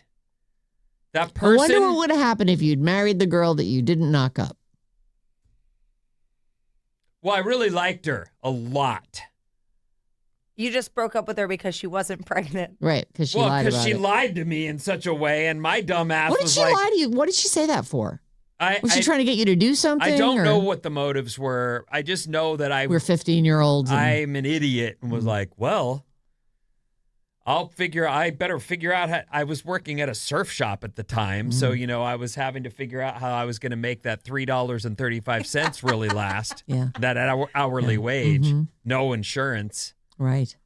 Oh, insurance didn't even cross your mind. I had no idea. What am I going to do? Well, I'm going to do the right thing, little lady. That's awfully Jesus nice. What a stand-up guy you are. Well, you had a kid on the way. Yeah. You assumed responsibility. I can't believe she did that. I can't Well, either. She was stupid too. You're stupid. Maybe she thought she was pregnant. Oh, Who no, knows? that's It's like possible. 15-year-old delusion. Who knows? Yeah. I mean, I'm not even mad at her. Like, Well, you were mad at her at the time. You dumped her ass. I dumped her because she lied to me, and really, that was. You were so relieved. You're like, I gotta get the hell away from this girl. I almost married her. We should look her up. Yeah, we should look her No, up. we should not. Yeah, we're gonna look her up. Christy Wetzel? This was not Christy Wetzel. Which one is she? you dork. She the 6th grader you make out with when you're in 2nd Christy grade? Wetzel was. I was in 3rd grade, and yes, she was in 6th grade, and Christy Wetzel Was your first is my make first out. French kiss. Text me this girl's name. I'm gonna look her up. I'm gonna find her. That's gonna happen. Why wouldn't Why it happen? wouldn't it? Then we can find out what you missed out on, or maybe she's a bum, and you Oh, really yeah. dodged the I'm bullet. sure she's not a bum. How about a fast fact? Okay. God, I thought you were gonna just totally boycott me and move on with the show. That's nice of you. Thanks. Yeah. Well, we're here for the ride. 96% of homes in the United States have a bottle of ketchup. Oh, I'm surprised it's only 96%. Up until 2018, stores in Oklahoma were required to sell craft beer at room temperature. It couldn't be refrigerated. Why? Why would there be a Roughly requirement? half of all motels in the United States are owned by people of Indian descent. Oh, And supposedly 1/3 of motels are owned by someone with the last name Patel. wow. Wow was right. I There's don't. a place in Mill Valley, Yes, I do know this. and it's an Indian restaurant in a motel. And it's like the best. Oh my God, the food is so good. And they do like this daily buffet where you pay a set price and eat all you want. So freaking good. And I wonder if they own that hotel. Based on I've the never fast asked them. fact, roughly half of all the motels in the United States are owned by people of Indian descent. It would make sense. Open more restaurants with your delicious food. I love Indian food. I never had Indian food until I moved to California. It's good. Oh, it's the best. The food here is spectacular. The food here is spectacular. I'm getting Indian food today. Oh my God, my mouth is I'm watering for it. inspired. They do this prawn curry that is just like, you lick the plate when you're done. It's so freaking good. You lick the plate when you're done? It's so good. It's like crack. You Like I never licked can't- the plate? Can't get enough. I'm not a I've plate never licker. licked a Well, crab not in a pipe. restaurant. I'm not going to lick the plate, but I totally want to. I'll take I my have fork licked the and plate just... in a restaurant. Have you? Yeah, it What was restaurant? It was so, I don't remember. It was an Italian restaurant. It was a pea pesto that was just so good. The sauce was the most delicious thing I've ever. So delicioso. So delicious. That's offensive. The pea pesto. Her face changed. Yeah. Her hand expression was there. Goes full and then Italian. what came out of her mouth, I don't know. I don't know what that was. Yeah, that wasn't my best. Everybody liking the pea pesto. Oh, it's my pesto. my Delicious. pee pesto. Come on. It's such a shame too because I actually can do an Italian You got accent. a pee-pee? 800-400-3697 is our number, and Maddie's on the show with your text. First thing I thought when she said pea pesto, I'm like, oh, that sounds gross. Let's see. There's so many. Let's start with this one. This is a nice one. Thank you, Vinny. You're welcome. You said something. You said that some of the angriest people you ever met are children of alcoholics because we have our childhood stolen. I'm at work and had to catch my breath, and I'm trying not to tear up. You just said something I've never heard in my years of therapy. Your words are healing. Thank you. Oh. Welcome, and it's true. Yeah. What are you looking for over there, Sarah? I'm looking for My Heart Will Go On. Oh, okay. Well, Well, that just felt like one of those uplifting.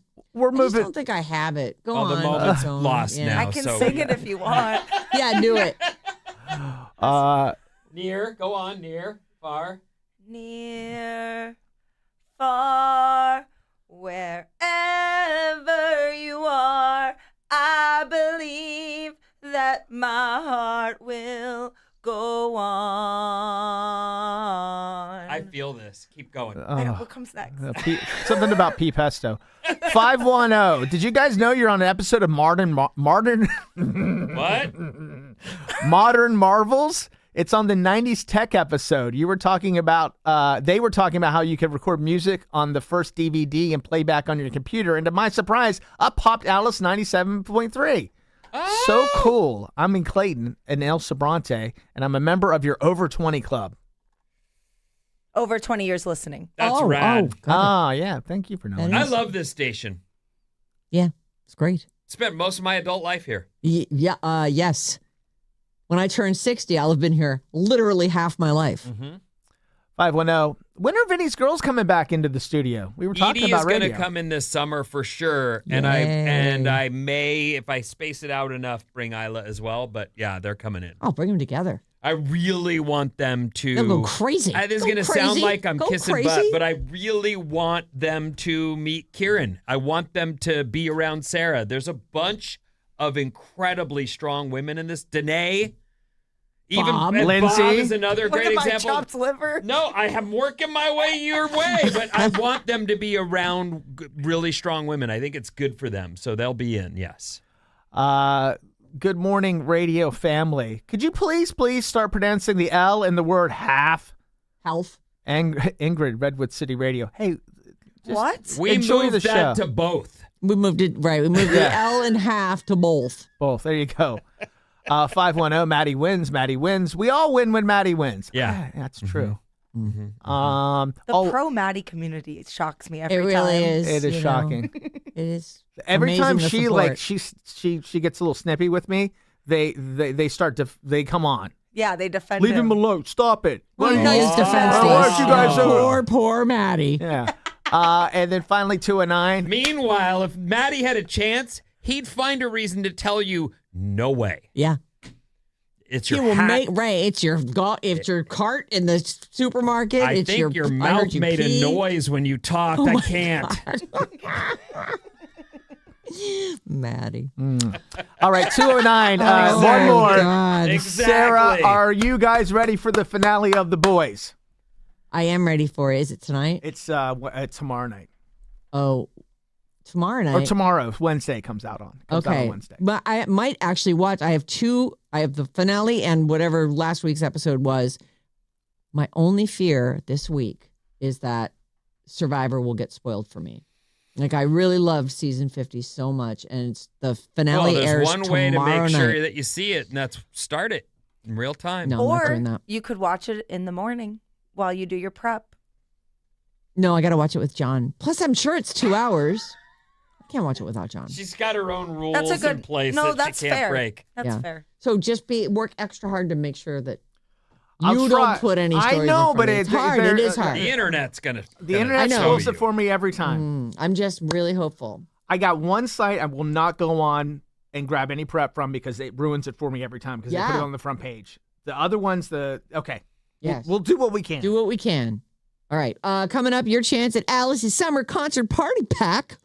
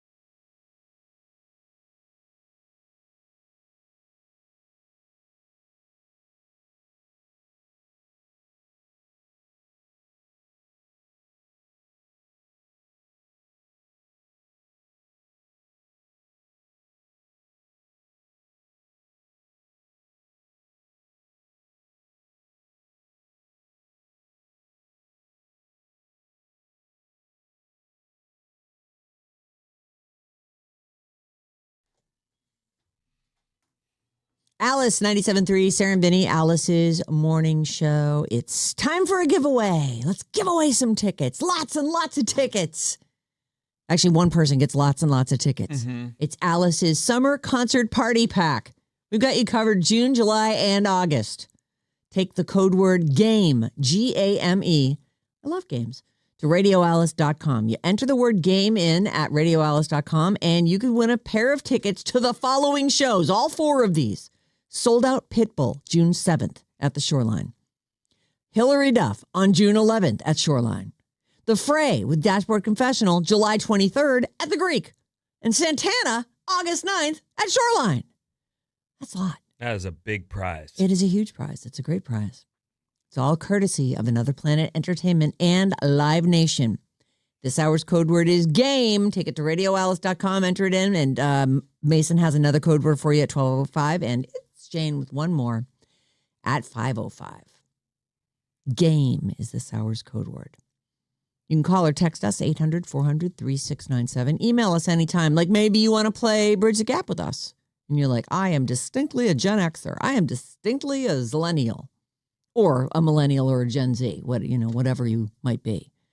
But if you want to come in, and I'm sure we'll have some glorious prize for you, you need to send us an email and include a phone number so that Maddie can get a hold of you. Got to get some people lined up for this. And tomorrow, of course, at 8 a.m., we'll be playing. Jason from Burlingame taking on our current champion, Joanne from, I think, Santa Rosa. Yep. One of those. It's either Santa Rosa or San Jose. She's great, though. She was a good competitor last week and an author, a published author, which is an accomplishment for a Zillennial, right? Mm-hmm. Anyone. Any human, yes. If you are going to see BTS tonight, have a great time. I'm sure the party's already started. Thanks. You're welcome. Shakira, this I had heard rumblings about this. It's an ongoing thing, but Spain was like, you owe us $70 million. You were here in this country for one day more than 6 months. Well, I'm never coming back. That's for darn sure. She had to pay it. She paid She $70 paid million She for has missing now- her exit by one? Yes. In 2011, she spent a lot of time in Spain, apparently, enough that they were like, you owe us You're a tons of resident. money. It counts as a residency, Mhm. right? So she has been acquitted now of tax fraud by the Spanish High Court, which means that she gets a boatload of money back. She's been fighting this battle for 8 years. Ugh. I know. Since the Spanish government decided that she owed taxes for the year 2021. Ultimately, they were unable to prove that she'd spent 183 days in Spain that year, the minimum amount required for residents to pay personal income tax. According to Shakira's rep, Spain now has to return about $70 million that they called that the tax amount plus fines and fees and penalties. You're telling me, let me make sure I have this straight, that she sat down and penciled out a check for $70 million to Spain? Yes.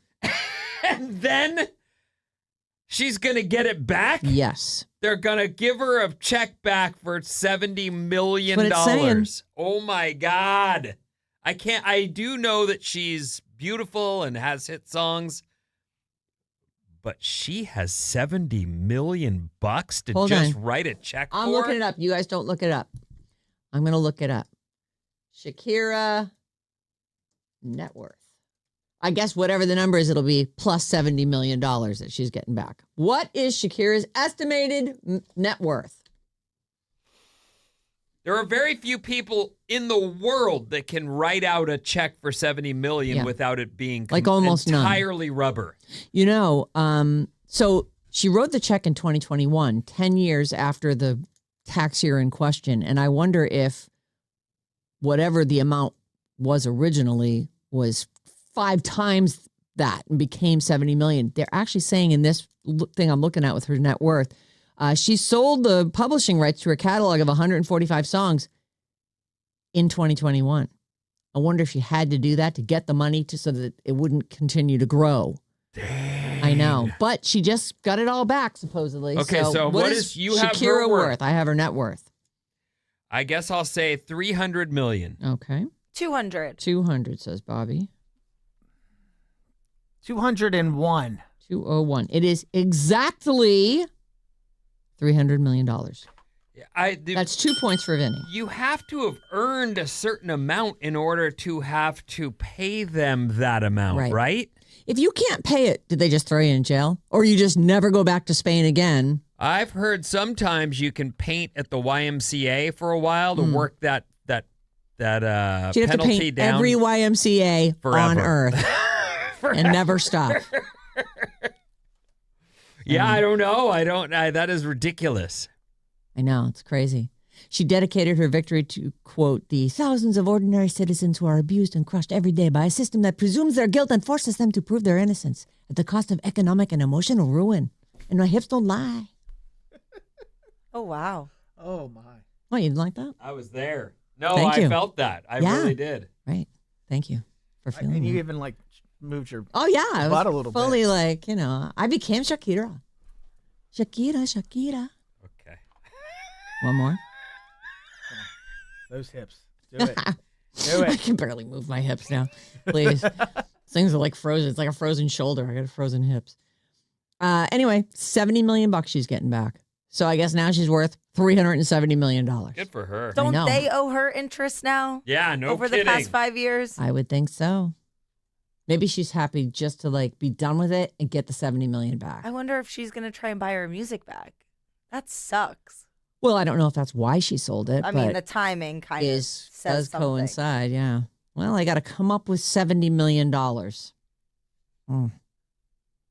I wonder if she hadn't come up with that money and then she won the case now and they say, no, you don't owe them any money. Like, what would that amount have gotten up to? Would it be like, $200 million by the time 5 more years had gone by? Anyway, congratulations, Shakira. You're in the money, baby. I thank you. Ella Langley is making more history on the Billboard Hot 100. She dominated the ACM Awards the other night. Swear to God, this name has come up so much lately. And Ella every Langley. time I have no face to put with her. And I look it up, and I'm looking at her right now. She's a beautiful brunette lady. And I hope to commit it to my memory. But every time you bring it up, I have no face for her. Yeah. Ella Langley, everyone. Vinny, same, honestly. Really? Yes, every time. I'm like, which one is that? Because there's another country girl we keep talking about, Lainey too. Wilson. Lainey Wilson. And I to mixed me, them up, too. Those names are exactly the same They're name. the same name. One of There's them is, Ella. I think one of them is blonde. One of them's married to Duck, but I don't know which one. I think it's Lainey. Lainey married Ducky. Yeah. Ella Langley is gorgeous, and she is making more history. I think she won 7 awards at the ACMs. Like, she won everything. And her song, Choose in Texas, just locked down a 10th week at #1 on the Billboard Hot 100. Only 4% of all songs from all genres in the 67-year history of the chart have ever done 10 weeks at #1.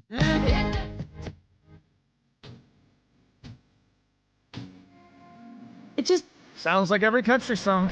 agreed.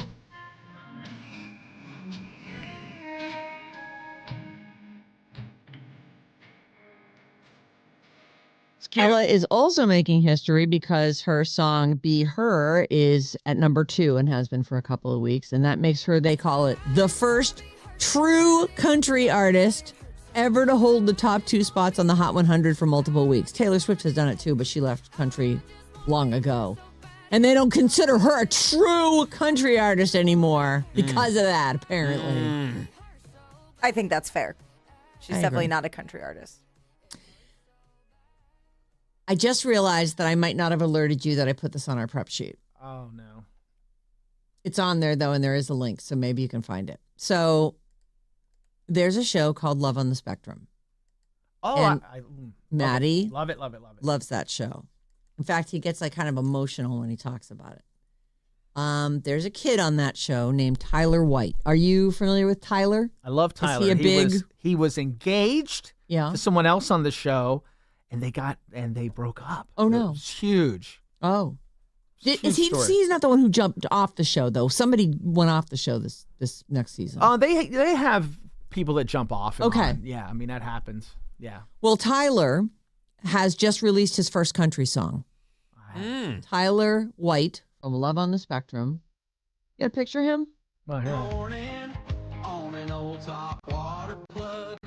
Oh. Oh, there we go.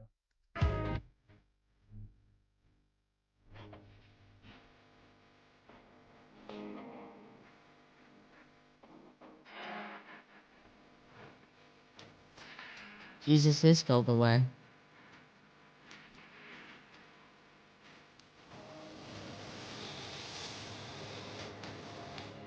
Oh, He's good. I mean, I've heard worse country songs. Does he talk Southern when he talks, or does he is he have a just putting twang? this on? Oh no, he's a cowboy. Okay. You know, yeah. Great. Has he played songs on the show? Or is this like a new thing where he's kind of... I think he sang to his fiance at some point. But like, yeah, but it's always been part of his thing is that he's a singer. You know, the name of this song is "Oh Yeah, Baby," and that is apparently one of his signature taglines. Oh yeah, baby. Oh yeah, baby. Yeah. And some country producer went, you know what? There's a song in "Oh Yeah, Baby." Oh yeah, baby. Madison we actually met Madison first, and then she went on dates and he was like her first date. Oh. And they just were together. Like it clicked. So them breaking up was huge. So sad. Huge and sad. That's too bad. Yeah. Anyway, Tyler White, Love on the Spectrum.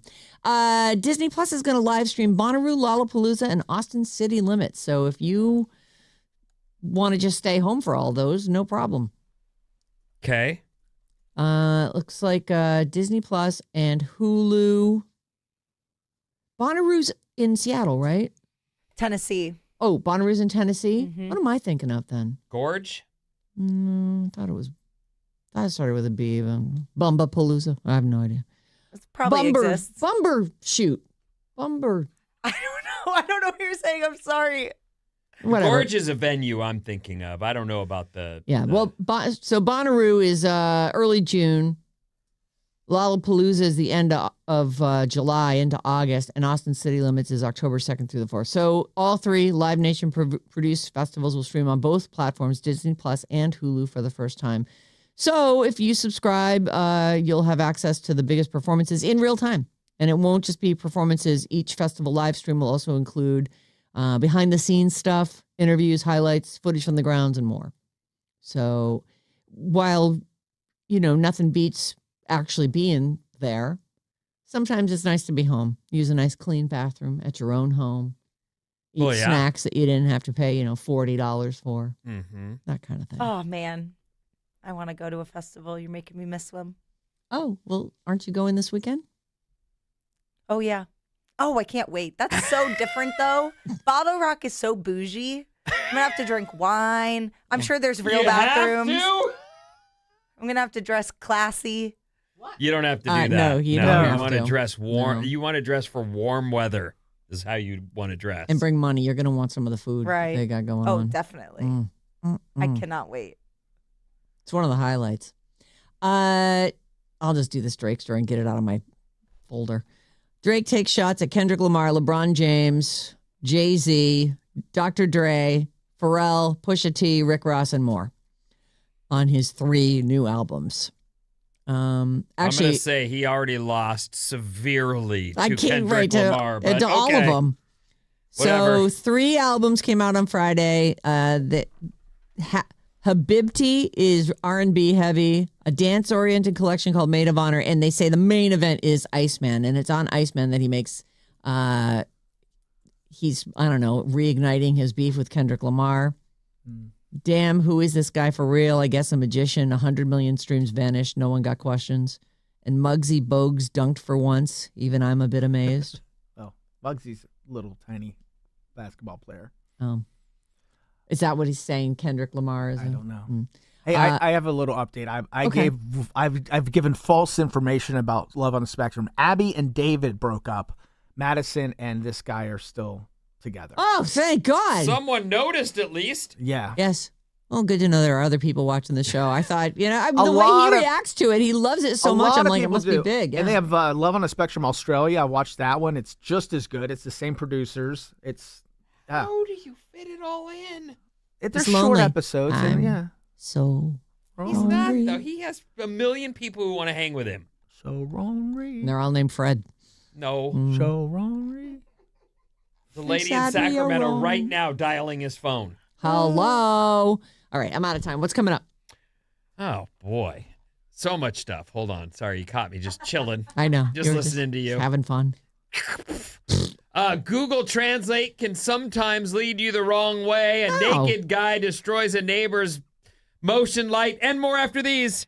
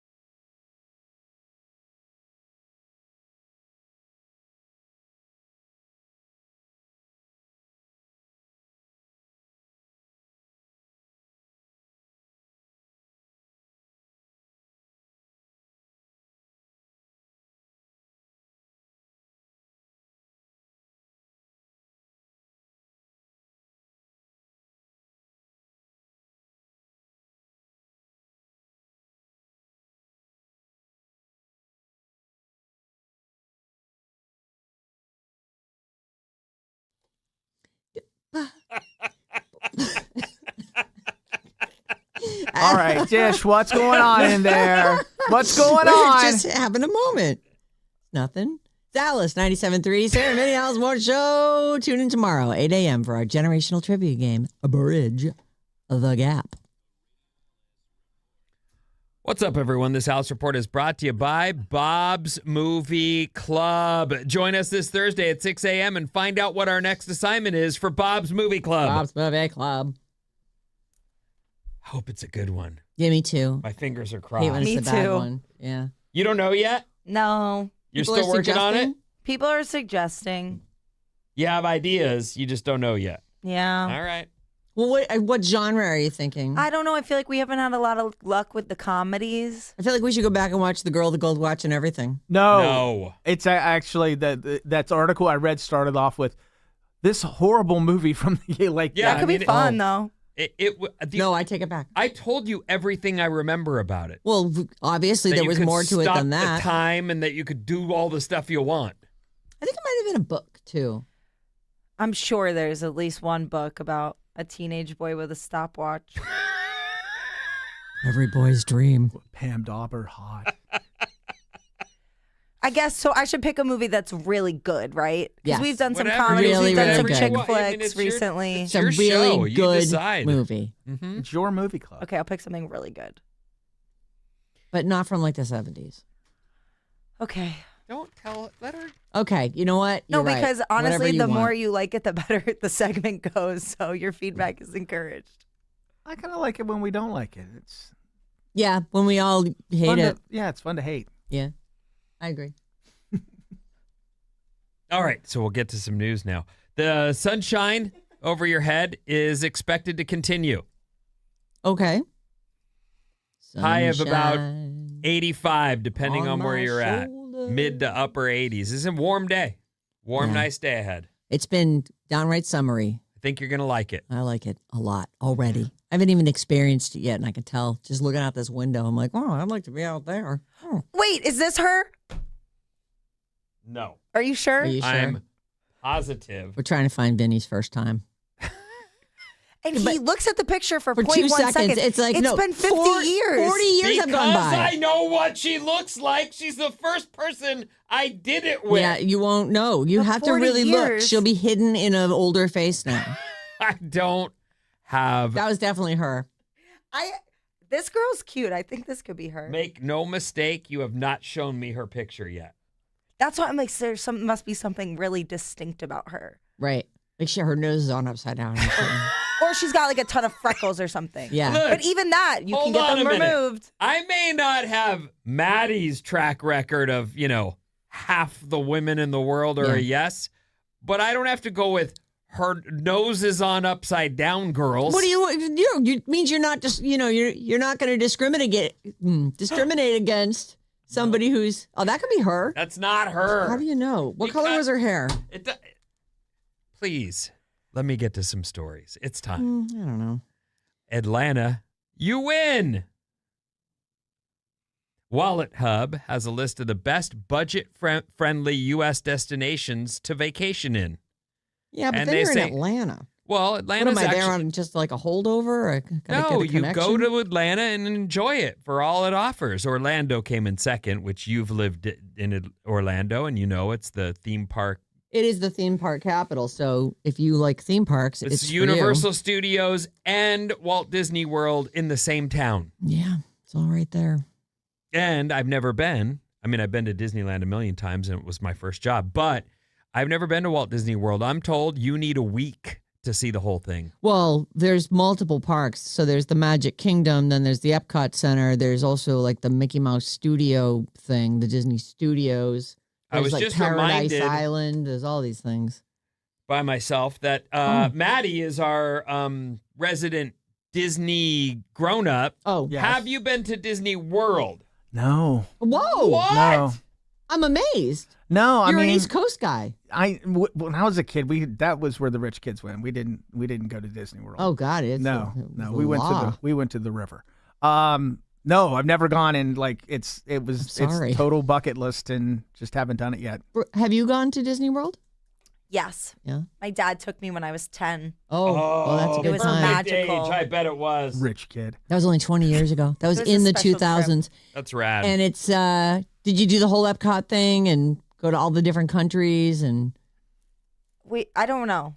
okay. Maybe. She was 10. Well, I mean, you'd think that those would be big memories. I remember one day we spent a whole day looking for the cart that sells the churros because I had one the first churros day are and it was so so good. good, They're and the I best. wanted And another. you Churros, couldn't my find kid- another one. Churros. Oh, gotta love them. That's where I mean, cinnamon I can't belongs. have them anymore, but you know. Yes, you can. I If you can't. go to Disney World, you can have a churro. You're walking around all day. You're going to need that. You need those carbs. They analyzed 100 of the largest metro areas across 41 key indicators, including stuff like the price of flights, local costs, the number of attractions, pools, weather, safety, and the number of beer gardens per capita. Oh. Atlanta was number 1. Orlando was number 2. Austin, Texas came in at 3. D.C., Honolulu, Tampa, Philly. Oh, Yo, Philly. I don't think of that as a tourist destination at all. I There's guess a lot of stuff. Yeah, you go see the Sure. Liberty Bell. and- Absolutely. Okay. Have some cheesesteaks and I don't know. Go see the Rocky Steps. Yeah. Maybe we should just head to Atlanta. Watch some guys After get in a this. fight in front of a bar. I know. Oh, my God. Hey, who you looking at? Go Giants! That's when they pound you. They Are you come and looking at get you. Gina? Gina's my girlfriend. Guys, it's just a football game. I'm from New York. I like the Giants. Too bad we're killing you. Salt Lake City, Cincinnati, Richmond, Virginia. I don't think of that as a tourist I know. stop, A but lot of these Well, actually. but other you than like are Hawaii. prejudiced against bad Virginia because you're That's from true. good Virginia. I'm from Best Virginia, and Right. the other Virginia is crap. Right. Crap, Virginia. This is kind of funny. Okay. Google Translate is an app. And you can, say whatever in whatever language, and Yeah. then it'll tell it to you in the language you need it to be in. Yes. Okay. A website has a rundown of the poor souls who were led very astray by Google Translate. Oh. Here's a few of them. A sign promoting Wi-Fi accidentally used wife. It said, "No wife, no problem. We free you 1 month wife to try. If not satisfied, just return it to us within 30 days. No need to pay." And then the men lined up for a wife For to a wife, try out. absolutely. see. I mean, why wouldn't you? We've got A free sign wife. outside a place in Asia. Asia? Just in general, Yeah. Asia. Okay. Okay. A place in Asia. Said in English, "Dying right here is strictly prohibited." Well, I don't want anyone dying on my front porch no, either. you're so- right. An outdoor sign in the wilderness has this English translation: "The future is dangerous. Don't go any further, please." If we could just stay right here with our stopwatch, all danger averted. A sign at a store said, "Video monitoring in progress. We prostitute shoplifters." Oh. These are all That is a bad sentence to get. unfortunate Google translations. Braised duck with 2 kinds of bacteria. Oh. I don't know what they were going for there, though. It doesn't translate. Sauce? Must be. Oh, 2 kinds of... A 2 box kinds of for a product bacteria. warned users, please stay away from infants. That's good advice. Yeah, this is really They're not awful. working out. I'm going to move on. I don't mind it. A naked man. Oh. There we go. Scott Get Budman. it back to Scott Budman. What are you doing? I'm going to get in the shower. Text me right afterwards. Yeah, I was turning the shower on. When So he was naked. he was definitely naked. Yeah, that's Have great you news. ever been so annoyed by a neighbor in the middle of the night that you imagine yourself storming over there right now? Yes. A 62-year-old man in Florida named Robert Boston was arrested after he marched over to his neighbor's property at 3 a.m. a few weeks ago. He was carrying a ladder and he was on a mission. He was upset because a malfunctioning motion light was going off. So he placed a ladder against the building, climbed up, yanked the floodlight off the wall, and left it on the ground. He removed it so forcefully, he caused $800 in damage by pulling the wiring loose from the inside wall. Oh. One important detail was Robert sleeps naked. Oh. and had gone out of his house at 3 a.m, nude. Got And caught on their Ring camera. Was caught on surveillance Yes. footage doing all of this, wearing nothing except a watch, a headlamp, and flip-flops. You know, if you can stop for a headlamp and flip-flops, you could put something over your wiener, Robert. And honestly, I mean, don't you have to go out and crawl around in the shed and get your ladder out and like this? It just feels like he just wanted to be naked. Well, so the light was bothering him as he's trying to and sleep. he It was kept going like, on. Yeah, screw this. I'm going to handle it. that would make me mad too. Yeah. Our text number is 800-400-3697. And Maddie's on the show to read those to you. Maddie. This made Bob crack up. 530. Maddie is the Eeyore of the show. Eeyore. My tail. I want to get it on. We're doomed. 707. I'm so lonely. Oh, nobody likes me. I'll eat these brambles. 707. Survivor Live finale is 3 hours. Oh, man. Is that yes. tonight? Is that It's the finale? Tomorrow night. You know why? Because I'll bet you that they are going to go back to, for a while now, since the pandemic, they've been doing the reveal of who won right there at the last tribal council. And they were saying that they were letting the audience members, vote on by the fans, decide whether or not they would do it that way. And my guess is the whole cast is coming back and they're going to go to LA and they'll have that last hour will probably be the reunion show. So does that mean there isn't a winner yet? Well, there is a winner. It just probably wasn't announced to the So people the winner who are- doesn't know. Unless No, I don't No, think I they've don't think they announced know. it. No, no, I think but that it's they going to... also probably talk to those other people and I voted for you and they, all you need to hear is that a few people voted for you and maybe you feel like you won. Right? Wouldn't you? I'd be trying to find out if I got my $2 million or not. I don't know. I would think that within the context of the game, they're probably telling people to... Don't talk. Yeah. You don't tell them anything. Don't reveal it. About what you've done or what is happening. That'd be a long 6 months of waiting. Has it been that long? At least. I would be so annoyed. I can't believe Ozzy walked in here with what he did and acted like a normal person. Yeah. I'll give it to him. I was like, I think he might have made it to the end. He's so calm. Because he was still an active player at that time. And he was... And On he TV, knew, you mean? Right, yes. And he knew... What he did. What he did. Come back, Ozzy. We need to talk to you again. Actually, it'd be fun to talk to him after this whole thing's over. Just be like, how hard was it to sit in here and act like you were cool? You want me to try to get We all know in? you weren't. Yeah. I mean, you mind if it's call-in? No, I would take it, I guess. Just a quickie. All right, let's play a game. Bobby, it's your choice today. How old's that guy or when did that happen? How old's that guy? How old is that guy? I don't feel like learning anything. How old is Lainey Wilson? Which one is she Not again? Duck. Not Ella Langley. Okay. Ducky's husband or wife. Yeah. Her last name is Ducky now. Lainey 25. Ducky. 25 years old, says Bob. Oh, by the way, Vinny comes into this with a point, you guys. A point or like 100 points? No, because if I gave you all the points from earlier, it would be 6 for Vinny, 2 for you, 1 for Bob. So I'm just giving Vinny a point. All right, I like that. How do 6 equal 1? It just equals 1. What the? This is just your small advantage that you get in today's game. All right. So you say 25, Bob. How old do you think Lainey Wilson is? One of them. 26. 27. She is 34. That's the point. Nice. Whoa! I love it. She's no Ella Langley, that's for sure. No.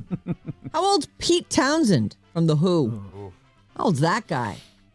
He's a pinball wizard. There has to be a twist. He'll go down as one of the greatest musicians of all times. And I will say love The that Who. Yeah. Yeah. You are first. 81. 81. 83. 83. 78. 78. Someone got it exactly right. Who do we think it was? Well, we think it's Vinny. I already guessed once. I don't want to Yeah, guess what are you again. doing? Yeah, what is this? It's Maddie. He's on the show. It's Vinny. Thank you. 2 points. He's exactly 81 years old. Man, you've been on it lately. How old's Phil Rudd? Oh, another ancient rocker. AC/DC drummer from 75 till 83 and then 94 to 2015 when he was arrested for drug possession and trying to have someone murdered. Oh. Well, people don't do what I say. That is, I believe, the quote. I think he is 78. 78, says Maddie. 79. 79. 77. 77. Vinny, he's only 72. That's another point for Vinny. Woo! Everything's coming up Vinny today. How old's Sam Smith? You know Sam Smith. Oh, won't you stay with me? He just did 2 weeks. The Yeah. Castro. That's right. And I think It's Bobby is Bobby. first. And he was in the news more for like all the restaurants he was going to than for the shows he was He was performing. in my backyard doing a live Instagram, and I didn't see it till 2 hours later. In your backyard? Basically. Where Soul, people soul have to food in clear Mill an Valley. entrance? Oh. Yeah.